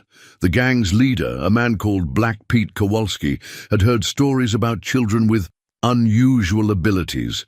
Seems little Elizabeth had developed quite a reputation for knowing things she shouldn't know, for predicting when storms were coming or when people were lying or when danger was near. Crawford pulled out another document, a wanted poster with crude sketches of 5 men and a reward amount that made Silas whistle low under his breath. They used her as their good luck charm for 2 years, Mr. McCrae, dragged her from robbery to robbery, town to town, making her watch while they destroyed lives and stole futures. They called her their little prophet and swore she could smell lawmen coming from miles away. But the man who sold her to me, Silas protested, grasping for any thread that might unravel this nightmare. He said he was her father. Said she was deaf and simple, and that was Marcus Squint Henley, Kowalski's cousin and the gang's scout. When the girl started having nightmares, started drawing attention with her screaming and thrashing, Kowalski decided she was more liability than asset. But he couldn't just kill her. Too many people had seen her, too many questions would be asked, so he had Henley sell her to whoever was fool enough to take damaged goods off his hands. The pieces fell into place with sickening clarity. Monsieur Sickety, bruises, the scars, the way Evie flinched from sudden movements and slept curled in defensive positions. The nightmares that revealed fragments of horror too specific to be imagination. The uncanny way she seemed to sense things. Danger, deception, the emotional weather of every person she encountered. She's been through hell, Crawford continued, but she's also the only witness we have who can identify the entire gang. Her testimony could put away 5 of the most wanted men in Texas, could bring justice for at least a dozen murdered families. And what happens to her after she testifies? Silas asked, his voice rough with suppressed emotion. What happens to a child who's been turned into a weapon for the law, the same way she was turned into a tool for criminals? That's not really my concern, Crawford admitted. My job is to catch the bad men and make sure they hang for their crimes. What happens to witnesses after they've served their purpose? Well, that's someone else's department. Silas stared at the photographs, at the evidence of a life stolen and perverted, and used until its innocence was ground away like wheat between millstones. This wasn't just about Evie being forced to relive her trauma for the convenience of justice. This was about the revelation that everything he thought he knew about her was built on lies and half-truths, and the desperate attempts of a broken child to create a bearable version of unbearable reality. There's more, Crawford said quietly, producing one final document. The gang's not done with her. According to our sources, they've realized their mistake. Seems their luck has turned bad since they lost their little prophet. They're coming to get her back. The wanted poster Crawford handed him was newer than the others, the ink still sharp and black. But this time, there were only 4 faces sketched on the paper. The 5th, Marcus Henley, the man who'd sold Evie, was marked. Deceased in red letters. Found him 3 days ago outside Lampasas, Crawford explained. Shot in the back of the head, execution style. Kowalski's sending a message. Anyone who betrays the gang, anyone who costs them their luck, anyone who interferes with their business. Well, they end up like Squint. Silas felt ice form in his veins. Are you saying they're coming here, to Cedar Creek? I'm saying they know where their little prophet ended up. And I'm saying Black Pete Kowalski has never been the type to write off his losses without a fight. Crawford began gathering his papers, stacking them with the efficient movements of a man who'd delivered this kind of news before. We can protect her, Mr. McCrae, put her in federal custody, move her somewhere safe until after the trial. Federal custody. The words tasted like ashes in Silas's mouth. You mean an orphanage, or worse. I mean alive, Crawford said bluntly. Which is more than she'll be if Kowalski gets his hands on her again. The ride back to the ranch passed in a blur of dust and dread. Silas's mind churned with questions that had no good answers, scenarios that all ended in loss. How could he tell Evie that her name wasn't even Evie, that the fragments of family history she'd shared were stolen memories of people she'd barely known? How could he explain that the safety they'd built together was an illusion, that the past she'd been running from had finally caught up with them both? He found her in the corral with Belle, brushing the old mare's coat until it gleamed like silver in the afternoon sun. She wore her blue dress and the ribbon in her hair, and when she looked up at his approach, her face was bright with the kind of simple happiness that comes from useful work and the company of creatures who ask nothing more than kindness. "How did it go in town?" she asked, continuing her work with the brush. "Did Judge Whitman say when the hearing would be?" Silas dismounted and climbed through the fence rails, his movements careful and deliberate. He could feel her watching him, could sense the way her supernatural perception was already cataloguing the changes in his posture, his breathing, the electromagnetic field of worry and grief that surrounded him like a storm cloud.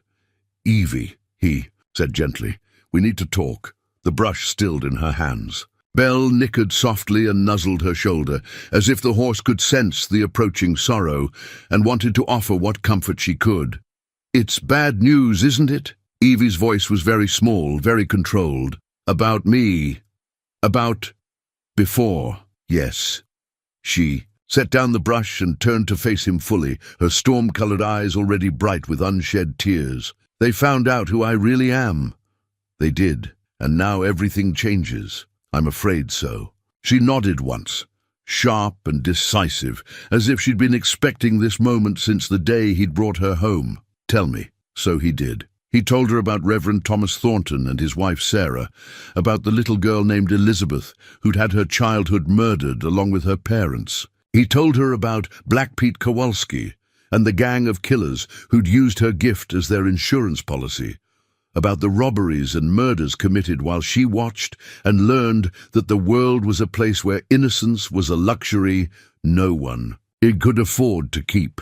He told her about Marcus Henley's execution and what it meant, about the federal marshals who wanted to trade her testimony for justice, about the impossible choice between her safety and her freedom. Through it all, she listened, with the terrible composure of someone who'd had too much practice absorbing unbearable information. When he finished, she was quiet for a long moment, her small hands stroking Belle's neck in slow, rhythmic movements. "Elizabeth," she said finally, testing the name like a foreign word. "I remember her. The little girl in the white dress who believed her papa could keep her safe from anything. She died the night the bad men came." "No," Silas said firmly. "She didn't die. She survived. She grew stronger. She learned to hide when hiding was the only way to live, and she learned to trust when trust became possible again. She became you. But I'm not her anymore, am I? I can't go back to being the preacher's daughter who lived in a White House and helped her mama tend the garden. That girl is gone." "Maybe," Silas acknowledged, "but the girl who stands here now, who's learned to love and be loved, who's brave enough to speak up for what matters to her, that girl is real too, and she's worth fighting for." Evie looked at him with eyes that held too much knowledge for someone so young. "They're coming for me, aren't they? The bad men, that's why everything has to change." "Yes, and you can't stop them, not alone." "No." She was quiet again, thinking through options that all led to endings she didn't want to face. When she spoke, again her voice carried the weight of decisions no child should have to make. "Papa, if I testify, if I tell them everything I saw and everything I know, will that be enough to stop them? To make sure they can never hurt another family the way they hurt mine?" The marshal thinks so. "And after? What happens to me after?" Silas felt his heart break a little more with each question. "I don't know, little one. I wish I did, but I don't know." She nodded, as if she'd expected that answer too.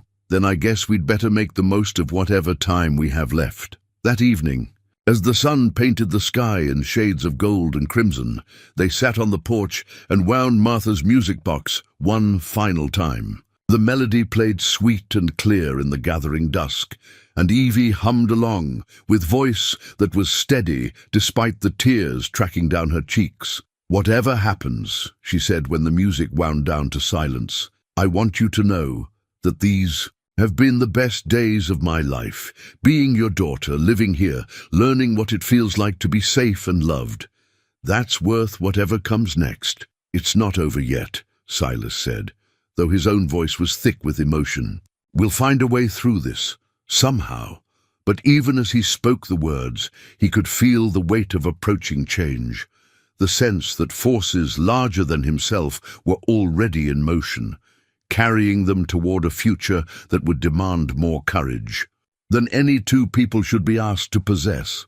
In the distance, a night bird called to its mate, and somewhere in the darkness, danger moved closer with each passing hour. The Winchester rifle hadn't been touched in 5 years, not since the day Silas had cleaned it one final time after Martha's funeral and stored it in the gun cabinet with the grim knowledge that his fighting days were behind him.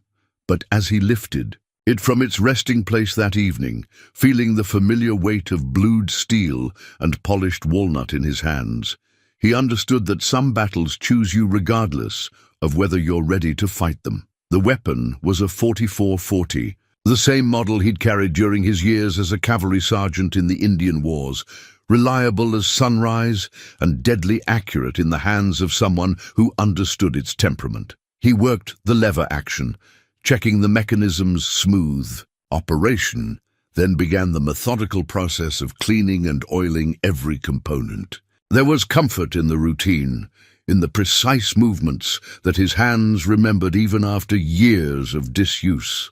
Evie watched from the kitchen doorway, her storm-colored eyes tracking his movements with the intensity of someone memorizing details against an uncertain future. She'd been unusually quiet since their conversation about her true identity, not withdrawn exactly, but thoughtful in the way of someone processing information too large and complex for easy understanding. "You're getting ready to fight," she observed, her voice carrying neither fear nor accusation, just simple recognition of fact. "Getting ready to protect what matters," Silas corrected, running a clean patch through the rifle's barrel. "There's a difference."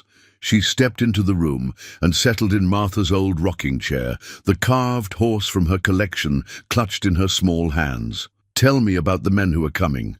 Not the marshal's version, with all the legal words and warrant numbers. Your version." Silas continued his work, considering how much truth a child could bear.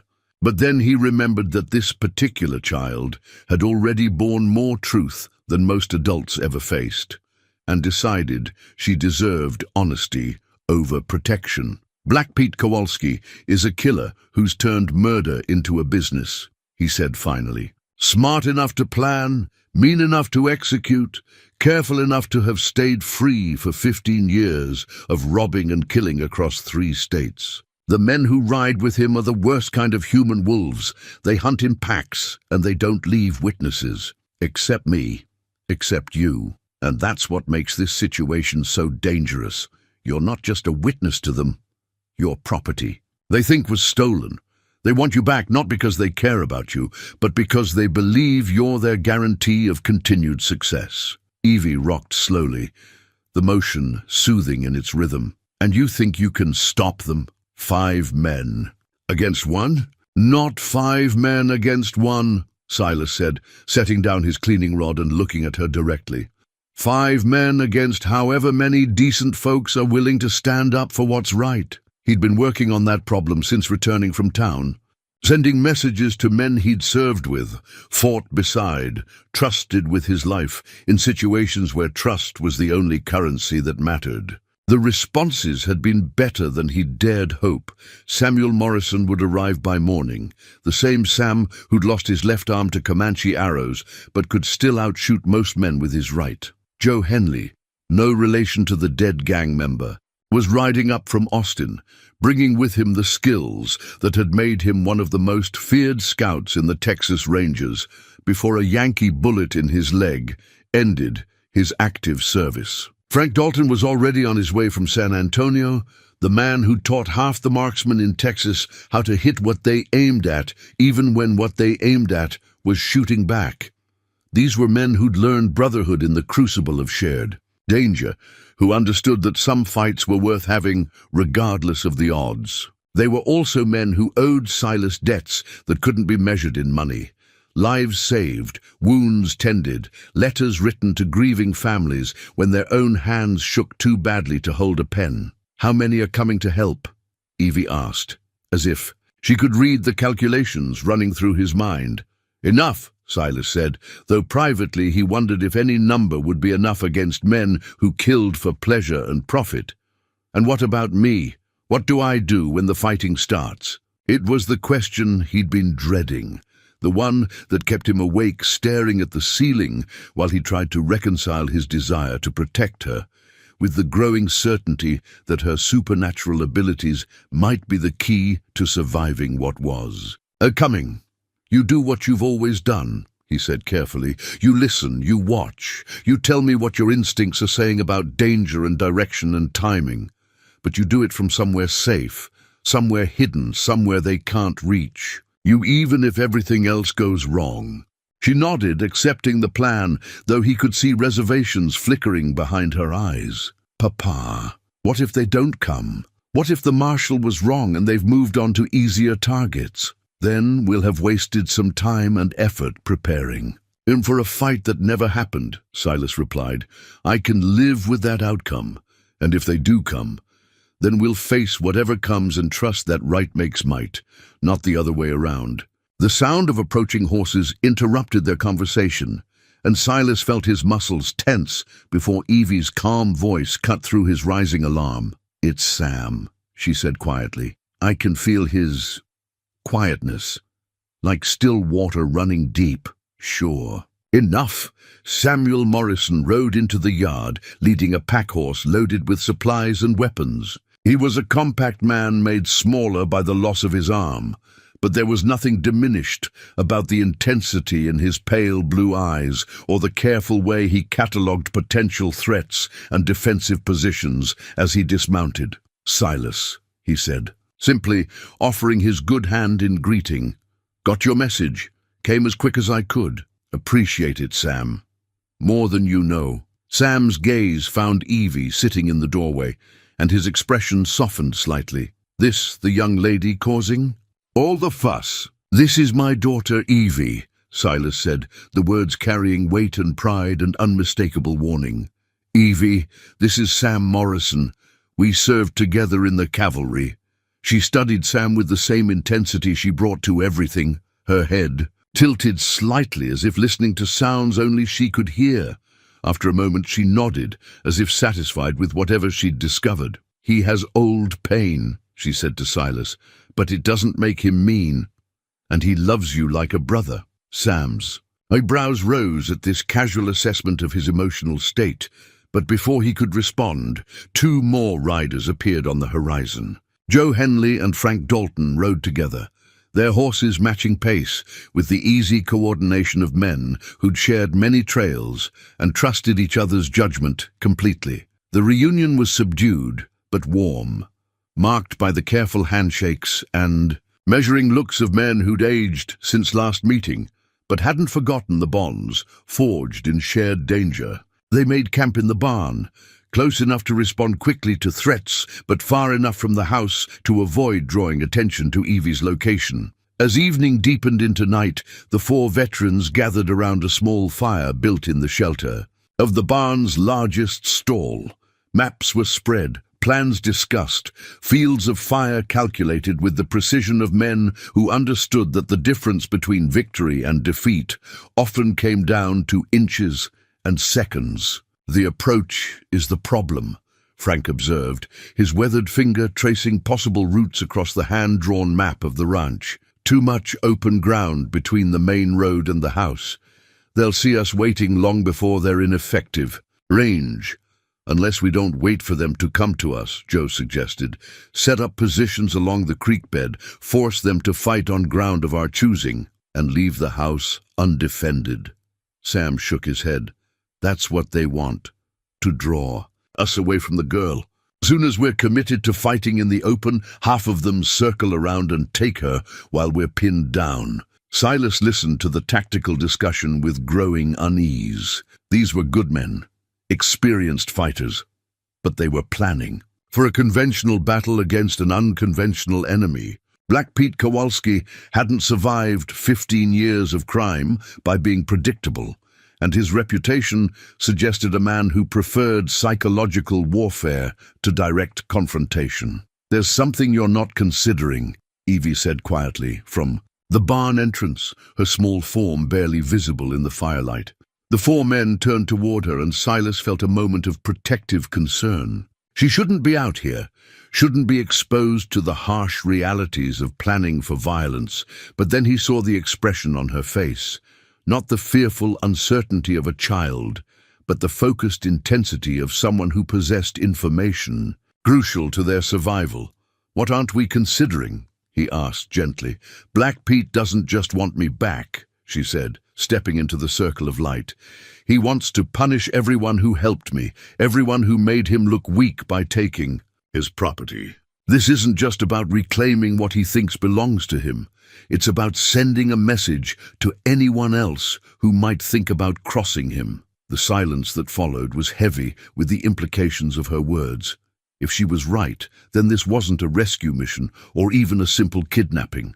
This was an execution designed to be witnessed, remembered, and retold as a warning to anyone who might consider interfering with the gang's operations. "How many people in town know about you?" Sam asked. "How many have shown you kindness or offered help?" "Too many," Silas said grimly. "Mrs. Caldwell, Doc Henley, Sheriff Barnes, even Judge Whitman. If Kowalski wants to make an example, he'll target them too," Frank finished. "Turn this into a massacre that people will talk about for years." "Not if we stop him first," Joe said, but his voice lacked conviction. Evie moved closer to the fire, her face serious with the weight of knowledge she didn't want to possess. "There's something else. Something I haven't told anyone because I wasn't sure, and because I hoped I was wrong." "What?" Silas asked, though part of him didn't want to know. "I can feel them," she said simply. "Not all the time, but when they're close, when they're thinking about me. It's like hearing someone call your name from far away. And they've been getting closer for 3 days now."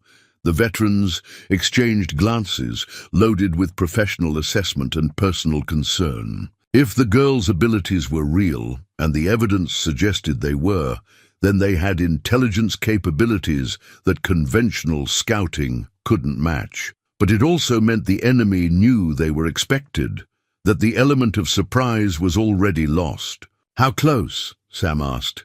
Evie closed her eyes, her young face scrunched with concentration. "Close enough that they'll be here tomorrow, maybe before noon if they push hard." "And how many?" "Still 4, but—" She paused, her expression troubled. "Something's different about them. They feel excited, like they're looking forward to what's coming instead of just doing a job." "They're enjoying themselves," Frank said grimly. "That makes them more dangerous, not less. Men who take pleasure in violence don't follow normal patterns, don't make rational decisions." "Then we'd better make sure our decisions are better than theirs," Silas said, rising from his place by the fire. "Joe, I want you positioned in the church bell tower come morning, best view of the approaches, and that bell can serve as an early warning system. Frank, you'll take the roof of the general store. Sam, you'll be with me at the house." "And the girl?" Sam asked. Silas looked at Evie, this fierce child who'd already endured more than any person should have to face, who was now being asked to endure even more for the sake of justice and safety and the chance at a future worth having. "She'll be exactly where she needs to be," he said finally, "helping us stay alive long enough to end this." As the men settled into uneasy sleep, Silas walked with Evie back to the house, both of them aware that this might be their last quiet evening together. The music box sat on the kitchen table, and she wound it carefully, letting the familiar melody fill the silence between them. "Papa?" she said as the last notes faded away. "Yes? Whatever happens tomorrow, I need you to know something. These months with you, learning to be your daughter, learning what it feels like to be loved and protected and wanted, it's been worth everything. All the pain, all the fear, all the terrible things I had to live through to get here. It was all worth it to have this time with you." Silas felt tears he didn't try to hide, track down his weathered cheeks. "It's been worth it for me too, little one. More than worth it." Outside, the Texas night was alive with the sounds of cattle and wind and distant thunder. But inside their small sanctuary, father and daughter sat together in the warm circle of lamplight, surrounded by the accumulated treasures of their brief but precious life together, and found peace in the knowledge that some things, love, loyalty, the bonds that make strangers into family, are stronger than any force that might try to tear them apart. Tomorrow would bring violence and choices and consequences that would echo through both their lives. But tonight, they were simply Papa and Evie, safe in their home, protected by love and preparation and the fierce determination of good people who'd decided that some fights were worth having regardless of the cost. In the distance, barely audible, above the night sounds, came the faint echo of approaching hoofbeats.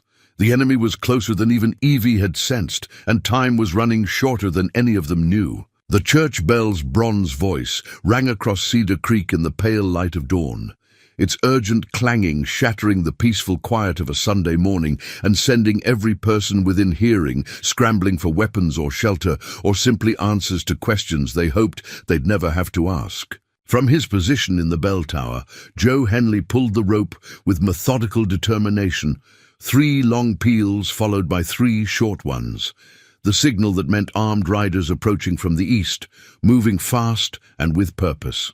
Silas was already dressed and armed when the bell started ringing, the Winchester rifle loaded and ready in his hands, his old cavalry saber hanging at his side more from habit than expectation of close combat.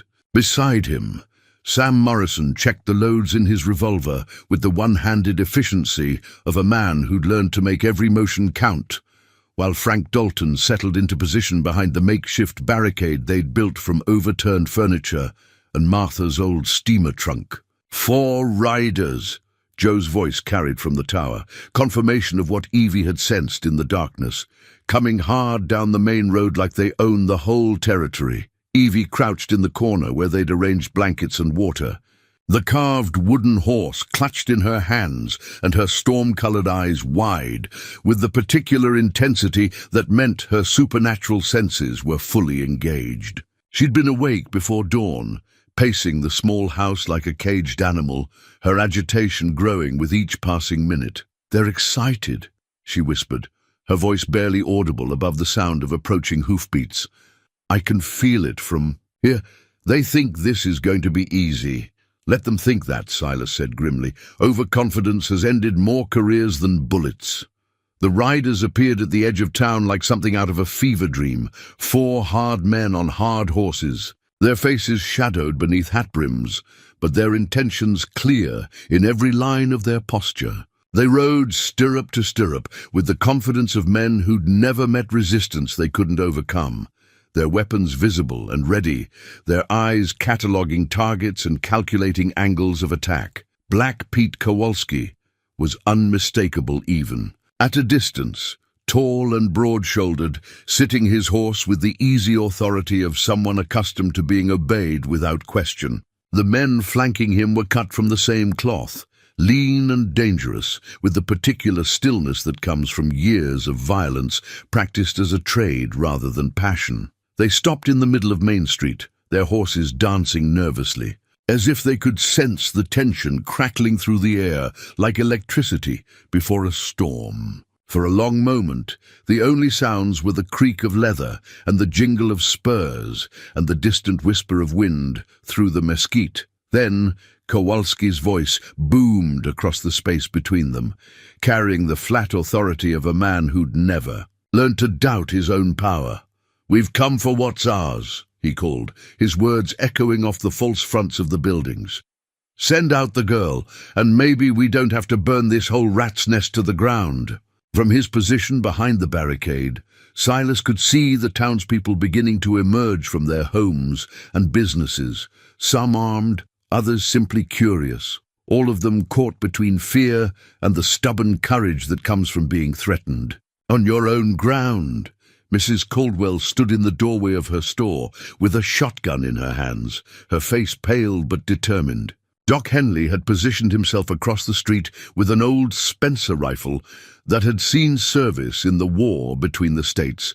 and even Reverend Mills clutched a hunting rifle despite the theological complications of taking up arms on the Sabbath. "Girls under the protection of the law," Sheriff Barnes called back, stepping into the street with his badge glinting in the morning sun and his hand resting on the butt of his Colt. "You men need to move along before this situation gets out of hand." Kowalski's laughter was like the sound of glass breaking. "The law. Old man, I am the law out here. Have been for 15 years, ever since I decided that taking what I want is easier than asking for it." "Not in my town," Barnes replied, though his voice carried less conviction than his words suggested. "Your town?" Kowalski walked his horse. Closer, close enough that the sheriff had to crane his neck to meet his eyes. "Let me tell you about your town, lawman. It's a collection of wooden buildings full of soft people who've never learned what real power looks like. I could burn it to ashes and salt the ground, and by next week nobody would even remember it existed." The threat hung in the air like smoke, and Silas could feel the collective intake of breath from the watching townspeople. This was the moment when civilized people discovered whether their civilization was strong enough to stand against naked brutality, whether the social contracts they'd built their lives around had any meaning when tested by men who recognized no authority but force. "But I'm not here for your town," Kowalski continued, his voice dropping to a conversational tone that was somehow more menacing than his earlier shouts. "I'm here for my property, my little prophet, who's been living in luxury while I've been suffering a run of bad luck that's cost me time, money, and reputation." "She's not property," Sheriff Barnes said firmly. "She's a child under the protection of—" The gunshot cut him off mid-sentence, the sharp crack of a rifle from one of the gang members echoing off the buildings like thunder. Barnes spun and fell, clutching his shoulder where blood was already beginning to stain his shirt. And suddenly the morning air was full of screaming and running and the harsh commands of men who'd decided that negotiation was finished. "That was a warning," Kowalski shouted over the chaos. "Next one goes through his heart. Now send out the girl, or I start killing everyone in this pathetic excuse for a town until someone develops some sense." From the house, Silas could see the tactical situation developing with the clarity that comes from experience and training. The gang had positioned themselves to control the main street while staying mobile enough to respond to threats from multiple directions. They were professionals, and they'd done this before, but they'd also made their first mistake. "Now, Frank," Silas called softly, and the sharp crack of a rifle shot answered him from the roof of the general store.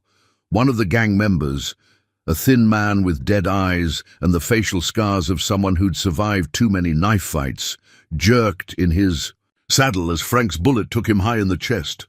He stayed upright for a moment, swaying like a tree in a strong wind, then toppled sideways and hit the dusty street with the finality of a man who'd run out of luck and time. The remaining 3 gang members reacted with the trained reflexes of experienced gunfighters, spurring their horses toward cover while returning fire at the muzzle flash from Frank's position. But Joe Henley was already working from the bell tower, his rifle speaking with the methodical precision of a man who'd learned marksmanship in the crucible of the Indian Wars. His first shot missed, but the second took another gang member's horse in the chest, sending Mountain Rider crashing to the ground in a tangle of screaming horse and cursing man. The fallen rider rolled clear of his dying mount and came up shooting, but Doc Henley's old Spencer rifle boomed from across the street, and the man spun around and collapsed in a spreading pool of his own blood. 2 down, 2 to go. But Kowalski and his remaining companion weren't ordinary criminals caught off guard by unexpected resistance. They were survivors, men who'd learned to adapt quickly to changing circumstances, and they responded to the ambush with the kind of tactical intelligence that had kept them alive through 15 years of violent crime. Instead of fleeing or taking cover, they charged straight toward the house where they knew their real target was hiding. "Here they come!"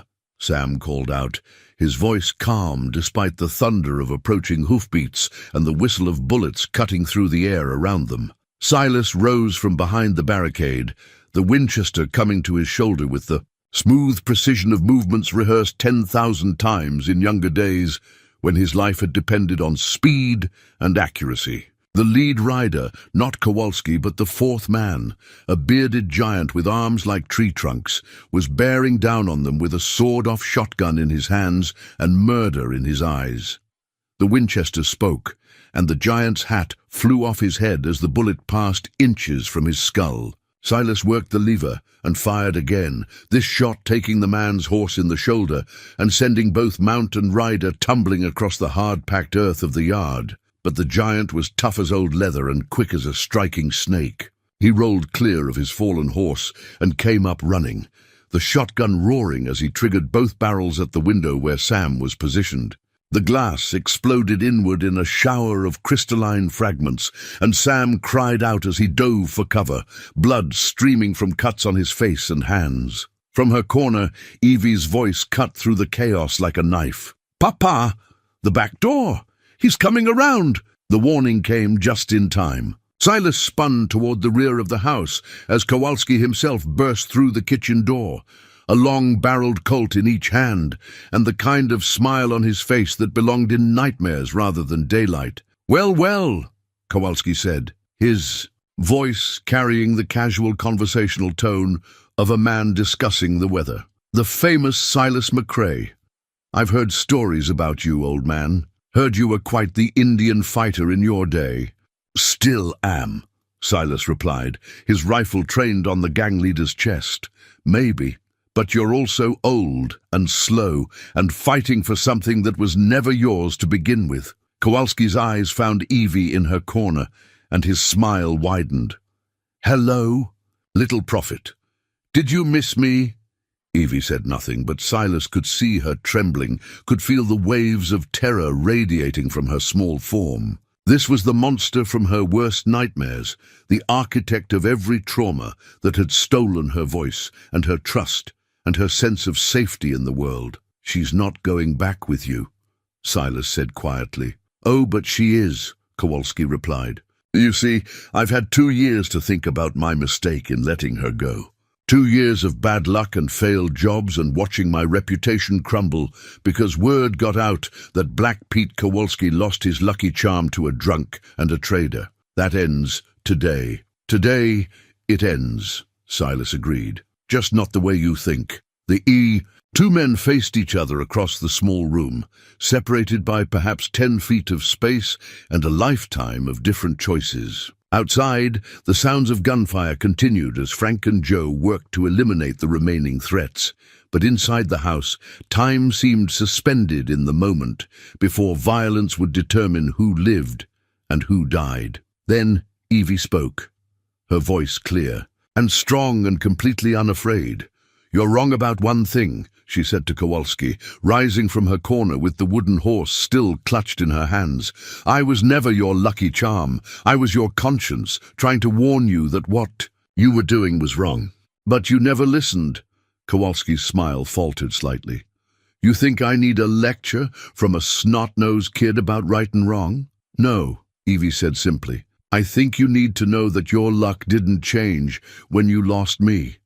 It changed when you chose to become the kind of man who steals children and murders families, and now it's run out completely." The gang leader's face darkened with rage, and his guns began to rise towards Silas with deadly intent.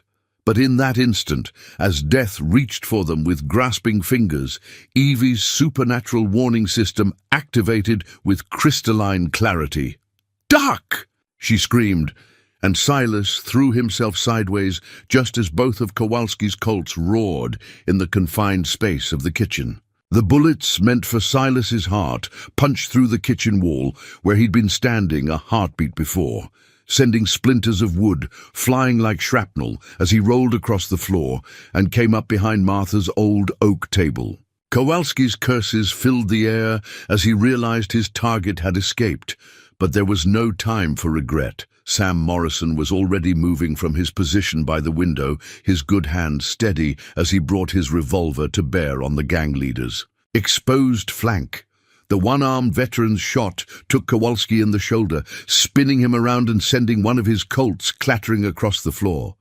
But the gang leader was made of iron and hatred, and the wound only seemed to fuel his rage. He triggered his remaining pistol at Sam, the bullet catching the former cavalry soldier high in the chest and slamming him back against the wall, where he slid down slowly, leaving a trail of bright blood on Martha's carefully papered walls. "Sam!" Silas roared, but his friend was still moving, still breathing, one hand pressed against his wound, while the other maintained a grip on his weapon.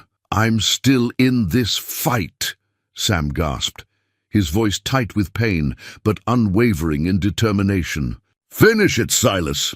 Kowalski had retrieved his fallen colt and was backing toward the kitchen door, using Evie as a human shield as he pressed the barrel of his gun against her temple. The child stood perfectly still in his grasp, her storm-colored eyes fixed on Silas with the kind of trust that could break a man's heart.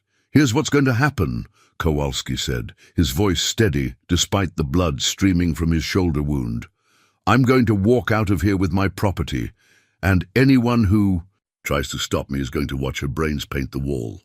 "You're not walking anywhere," Silas said quietly, the Winchester trained on the gang leader's head, but unable to fire without risking Evie's life. "No, then I guess we have ourselves a standoff." Kowalski's smile was all teeth and malice. "Question is, how long are you willing to let this drag out? How many more of your friends are you willing to watch die for the sake of one damaged little girl?" From outside came the sound of running footsteps and urgent voices as the townspeople realized the battle had moved to the ranch house. But Silas knew that any attempt at rescue would only result in more bloodshed, more good people dying for his fight. "Let her go," he said, his voice carrying the weight of absolute command. "Take me instead. I'm the one who interfered with your business, who cost you your reputation. She's just a child." "Just a child." Kowalski laughed, the sound harsh and mocking. "This just a child cost me everything. 2 years of failed jobs, dead partners, and a reputation that's become a joke across 3 states. All because I was fool enough to let sentiment override good business sense." "It wasn't sentiment that ruined you," Evie said quietly, her voice carrying across the room with surprising strength. "It was karma." The gang leader's grip tightened on her, and his gun pressed harder against her skull. "Karma? You think the universe gives a damn about right and wrong?" "I think the universe keeps score," she replied, still looking directly at Silas. "And I think your account came due the day you decided to murder my family." Something flickered across Kowalski's face. Not quite conscience, but perhaps the shadow of memory, the ghost of a time when he might have been something other than a monster. "Your family was in the way. Business is business." "No," Evie said firmly. "Murder is murder, and you've been carrying the weight of all those deaths whether you wanted to admit it or not. That's why your luck turned bad. That's why your plans started failing. The dead don't rest easy, and neither do the people who killed them." In the moment of stunned silence that followed her words, several things happened almost simultaneously. The small silver locket that had belonged to Evie's murdered mother, hidden all this time in the folds of her blue dress, caught the morning light streaming through the window and sent a brief, brilliant flash directly into Kowalski's eyes. The gang leader flinched instinctively, his grip loosening just enough for Evie to twist away from the gun barrel. And in that same instant, Deputy Marshal Tom Crawford appeared in the kitchen doorway with a rifle in his hands, and the kind of expression that suggested the federal government had finally arrived to settle accounts. "Black Pete Kowalski," Crawford said in the flat official tone of legal judgment. "You're under arrest for murder, robbery, kidnapping, and about 15 other charges that'll see you swing before Christmas." Kowalski spun toward this new threat, his gun swinging away from Evie as he sought to engage the federal officer. But Silas was already moving, the Winchester coming up with deadly precision as he fired from a range of less than 10 feet. The bullet took Kowalski center mass, the impact lifting him off his feet and slamming him back against Martha's kitchen.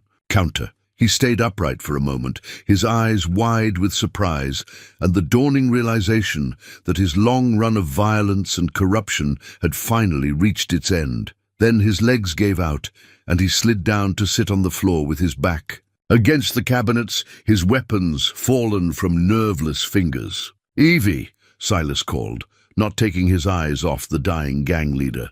"Are you hurt?" "No, Papa," she replied, her voice steady despite everything she'd just endured. "I'm all right." Crawford moved into the room, his rifle still trained on Kowalski, while he assessed the situation with professional efficiency. Sam Morrison was conscious but pale, his wound serious but not immediately life-threatening. The gang leader was dying but still breathing, his eyes fixed on some distant point that only he could see. "Is it over?" Evie asked, moving closer to Silas but careful to stay clear of Crawford's line of fire. "It's over," Silas confirmed, though he kept the Winchester ready until Crawford had secured Kowalski's weapons and confirmed that the threat was neutralized. Outside, the sounds of gunfire had ceased, replaced by the voices of townspeople calling to each other as they emerged from cover and began assessing the damage. Through the window, Silas could see Frank Dalton climbing down from his position on the store roof, apparently uninjured, while Joe Henley was already making his way down from the church bell tower. "The other gang members?" Crawford asked. "Dead," Silas replied simply. "All of them." The federal marshal nodded, unsurprised by this outcome. Men like Kowalski's gang rarely surrendered, rarely allowed themselves to be taken alive. They preferred to go out fighting, and the defenders had been prepared to accommodate that preference. Dr. Henley arrived within minutes, his medical bag in hand, and his face grim with the professional composure of a man who'd treated too many gunshot wounds over the years.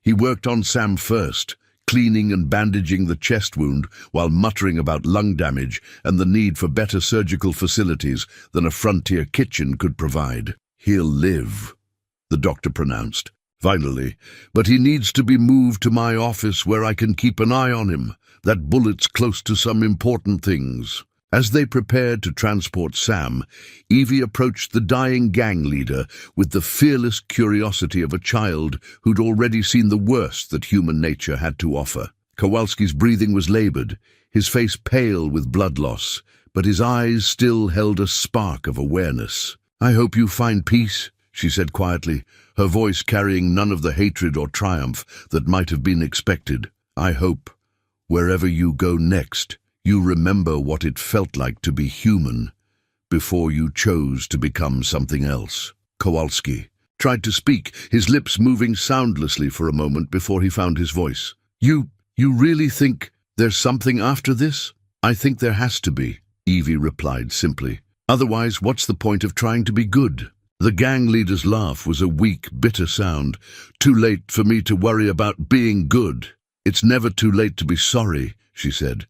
"And being sorry is the first step to being good." Kowalski stared at her for a long moment. This child who'd been his victim and his nemesis, who'd seen him at his worst and still offered him something resembling mercy. When he spoke again, his voice was barely a whisper. "I'm sorry for your parents, for everything." It wasn't absolution. Nothing could undo the murders, the kidnapping, the years of terror he'd inflicted on an innocent child. But it was acknowledgement, the recognition of wrong done and lives destroyed, and perhaps that was enough. Black Pete Kowalski died as the sun reached its zenith, his eyes fixed on Evie's face and his last breath carrying the weight of confessions. Too long delayed. Later, as the bodies were removed and the townspeople began the process of cleaning up and counting their blessings, Silas sat on his porch with Evie beside him and marveled at the simple fact of their survival. Sam would recover, though it would take time.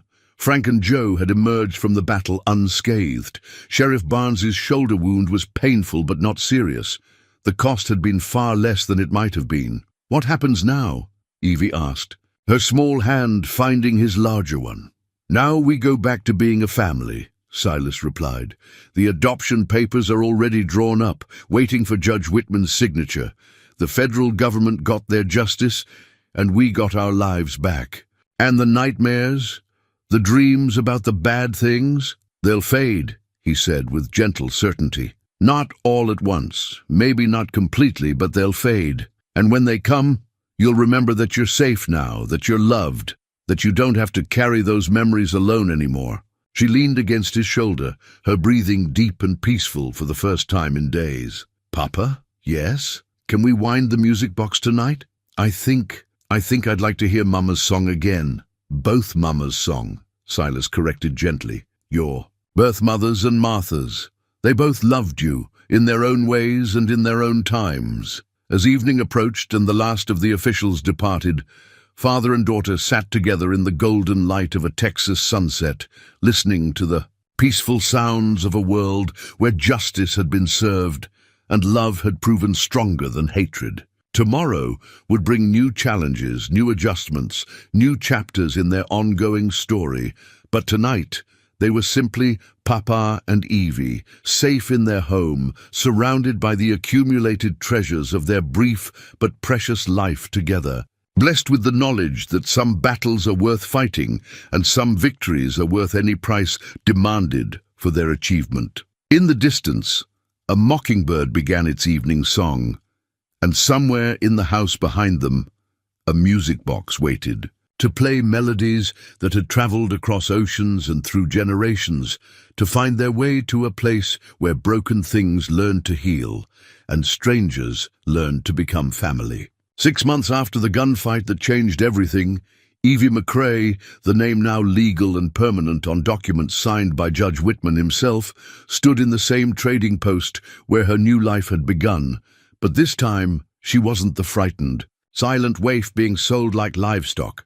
This time, she wore a dress of green calico that Mrs. Caldwell had sewn especially for the occasion, her dark hair braided with ribbons that caught the afternoon light, and her voice rang clear and confident as she spoke to the trembling child cowering behind the counter. "It's going to be all right," she said gently to the boy, perhaps 8 years old, with hollow cheeks and eyes that held too much knowledge of cruelty. "I know you're scared. I know you think nobody cares what happens to you, but you're wrong." The trading post had become an unlikely sanctuary under new management. After the events of that violent Sunday morning, the territorial government had decided that certain establishments needed closer supervision, and Deputy Marshal Crawford had recommended a man named Thomas Whitfield, a former minister who'd lost his own family to outlaws and dedicated his life to helping children find safety when safety seemed impossible. Silas stood nearby, his own transformation as remarkable as his daughter's. The hollow-eyed widower who'd traded his last silver dollars for a damaged child had become a man with purpose again, his days filled with the gentle chaos of raising a daughter who'd found her voice and used it to speak for those who couldn't, speak for themselves.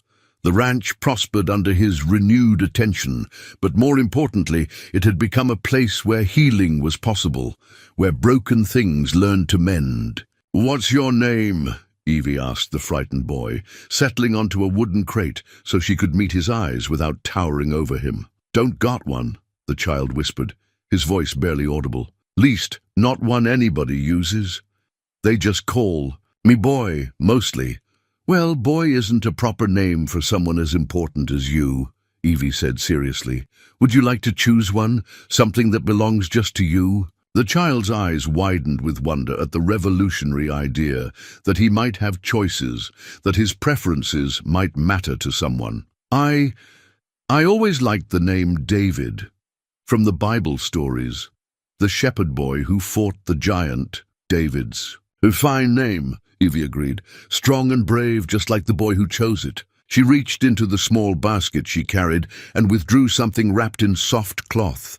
The carved wooden horse that Silas had made for her all those months ago when she'd been the one who needed comfort and hope. The oak had been worn smooth by countless hours of handling, polished to a golden sheen by the touch of small fingers seeking solace. "This was the first gift anyone ever made just for me," she told David, placing the carving in his hands. It helped me remember that there were still good people in the world, people who cared about making beautiful things instead of destroying them. Now, I think it's time for it to help someone else remember the same thing. David cradled the wooden horse with the same reverence Evie had shown 6 months earlier, his eyes bright with tears that spoke of hope as much as sorrow. But it's yours. Your papa made it special for you, and now I'm making it special for you, Evie replied. That's how gifts work. They carry love from one person to another, and the love doesn't get used up, it just grows. Thomas Whitfield watched this exchange with the professional interest of someone who'd made child welfare his life's work, but also with the personal wonder of someone witnessing genuine miracle. In 6 months of operation, he'd placed dozens of children in homes throughout Texas and the territories, but he'd never seen one who'd healed so completely that she could turn around and become a healer herself. "David," he said gently, "these are the folks I told you about. Mr. McCrae and his daughter Evie. They're looking for a boy who might like to live on a ranch and learn about horses and cattle and what it means to be part of a family." The transformation in David's face was immediate and profound.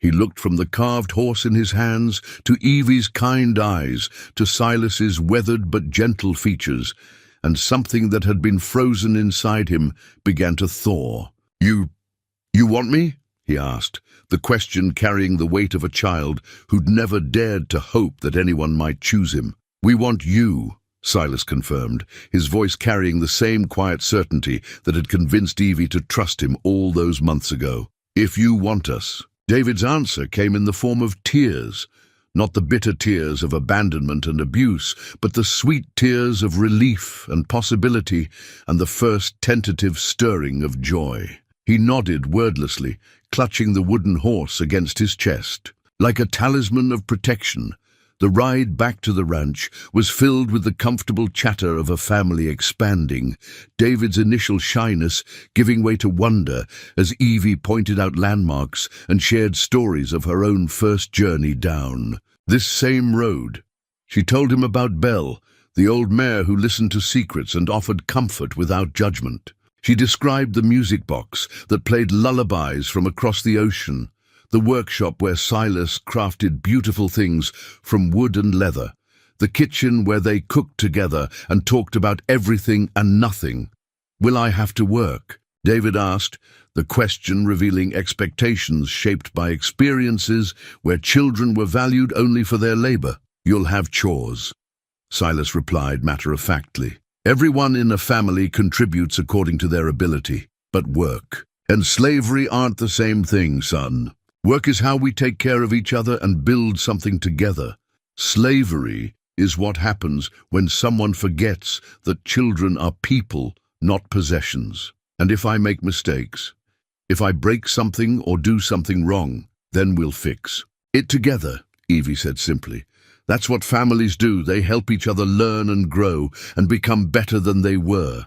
The ranch house came into view as the sun began its descent toward the western horizon, the weathered wood and simple lines made beautiful by the context of home and safety and belonging. Belle grazed in the corral, her grey coat gleaming in. The golden light and smoke rose from the chimney where supper was waiting, pot roast and vegetables from Martha's garden, cornbread made from Evie's careful measurements, and apple pie crafted from fruit picked by David's own hands during the brief stop they'd made at the old tree behind the barn. That evening, as had become tradition, they gathered on the porch for the reading time that marked the transition from day to night, from work to rest, from the world's harsh demands to the gentle sanctuary of family. David sat between Silas and Evie, his new father's steady voice washing over him as he read from the book of Ruth, the same story of chosen family and unexpected belonging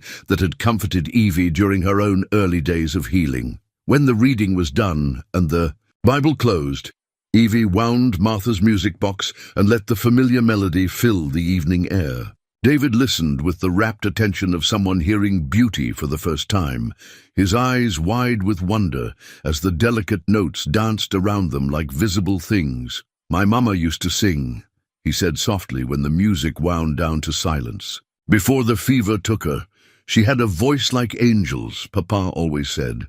"Would you like to learn this song?" Evie asked. "I could teach you the words, if you want. They're about love that travels across time and distance to find the people who need it most." David nodded eagerly, and so as the Texas night settled around them like a blanket, the small family of three sat together learning melodies and words that had crossed oceans and survived wars and found their way to a place where broken children could heal and strangers could become family and love could multiply without ever being diminished. The nightmares still came sometimes, for both Evie and David, their young minds still processing traumas that would take years to fully heal. But when the dark dreams visited, they were met with comfort and understanding, with gentle voices that spoke of safety and belonging, with the knowledge that they were no longer alone in facing the shadows of their past. Sam Morrison recovered fully from his wounds and became a regular visitor to the ranch, teaching the children about marksmanship and tactics while carefully avoiding any glorification of violence. Frank Dalton and Joe Henley stopped by whenever their travels brought them through Cedar Creek, always welcomed as family and always bearing small gifts, carved toys, books of stories, sweets from distant towns that tasted of adventure and possibility. Mrs. Caldwell continued her unofficial role as the children's fairy godmother, appearing regularly with new clothes and gentle advice, and the kind of maternal fussing that both Evie and David had thought was lost to them forever. Dr. Henley monitored their physical health while marveling at their emotional resilience, and even Reverend Mills found ways to include their unusual family in the life of the church without asking uncomfortable questions about legal documents or conventional arrangements. Deputy Marshal Crawford kept his promise to check on them periodically, his official visits gradually becoming social calls as he watched the transformation of two damaged children into confident, compassionate young people who'd learned that their greatest strength lay not in hiding from the world, but in reaching out to help others find their own paths to healing. The trading post that had once been a place of desperation and exploitation became a way station for hope, with the Whitfields working tirelessly to match children with families, and Evie serving as an unofficial ambassador for the possibility of new beginnings. Her supernatural abilities had evolved too, becoming less about sensing danger and more about recognizing the potential for goodness in people who'd forgotten they possessed it. On this particular evening, as David fell asleep between his new parents and the music box played its ancient melody of love and continuity, Evie reflected on the journey that had brought them all to this moment. The frightened, silent girl who'd been sold like cattle had become a young woman with a voice and purpose, and the kind of courage that comes from surviving the worst and choosing to believe in the best. The lonely widower who'd traded his last silver dollars for a damaged child had rediscovered that family wasn't about blood or biology, but about the daily choice to love and protect and nurture the people who mattered most. And the newest member of their unlikely clan, David, who'd had no name and no hope, was learning that belonging was possible, that trust could be rebuilt, that there were still good people in the world who understood that children were treasures, to be cherished rather than burdens to be endured. As the night deepened and the stars emerged in their ancient patterns, Silas carried the sleeping boy inside while Evie wound the music box one final time. The melody followed them into the house, weaving through rooms that had once echoed with loneliness, but now rang with laughter and conversation, and the countless small sounds of people who'd chosen to become family. Tomorrow would bring new challenges, new children who needed homes, new opportunities to prove that love was stronger than fear and hope more powerful than despair. But tonight, in a small ranch house in the Texas Hill Country, three people who'd found each other against all odds settled into peaceful sleep, surrounded by the knowledge that some stories have happy endings, that some broken things can be mended, and that the finest families are often the ones that choose themselves.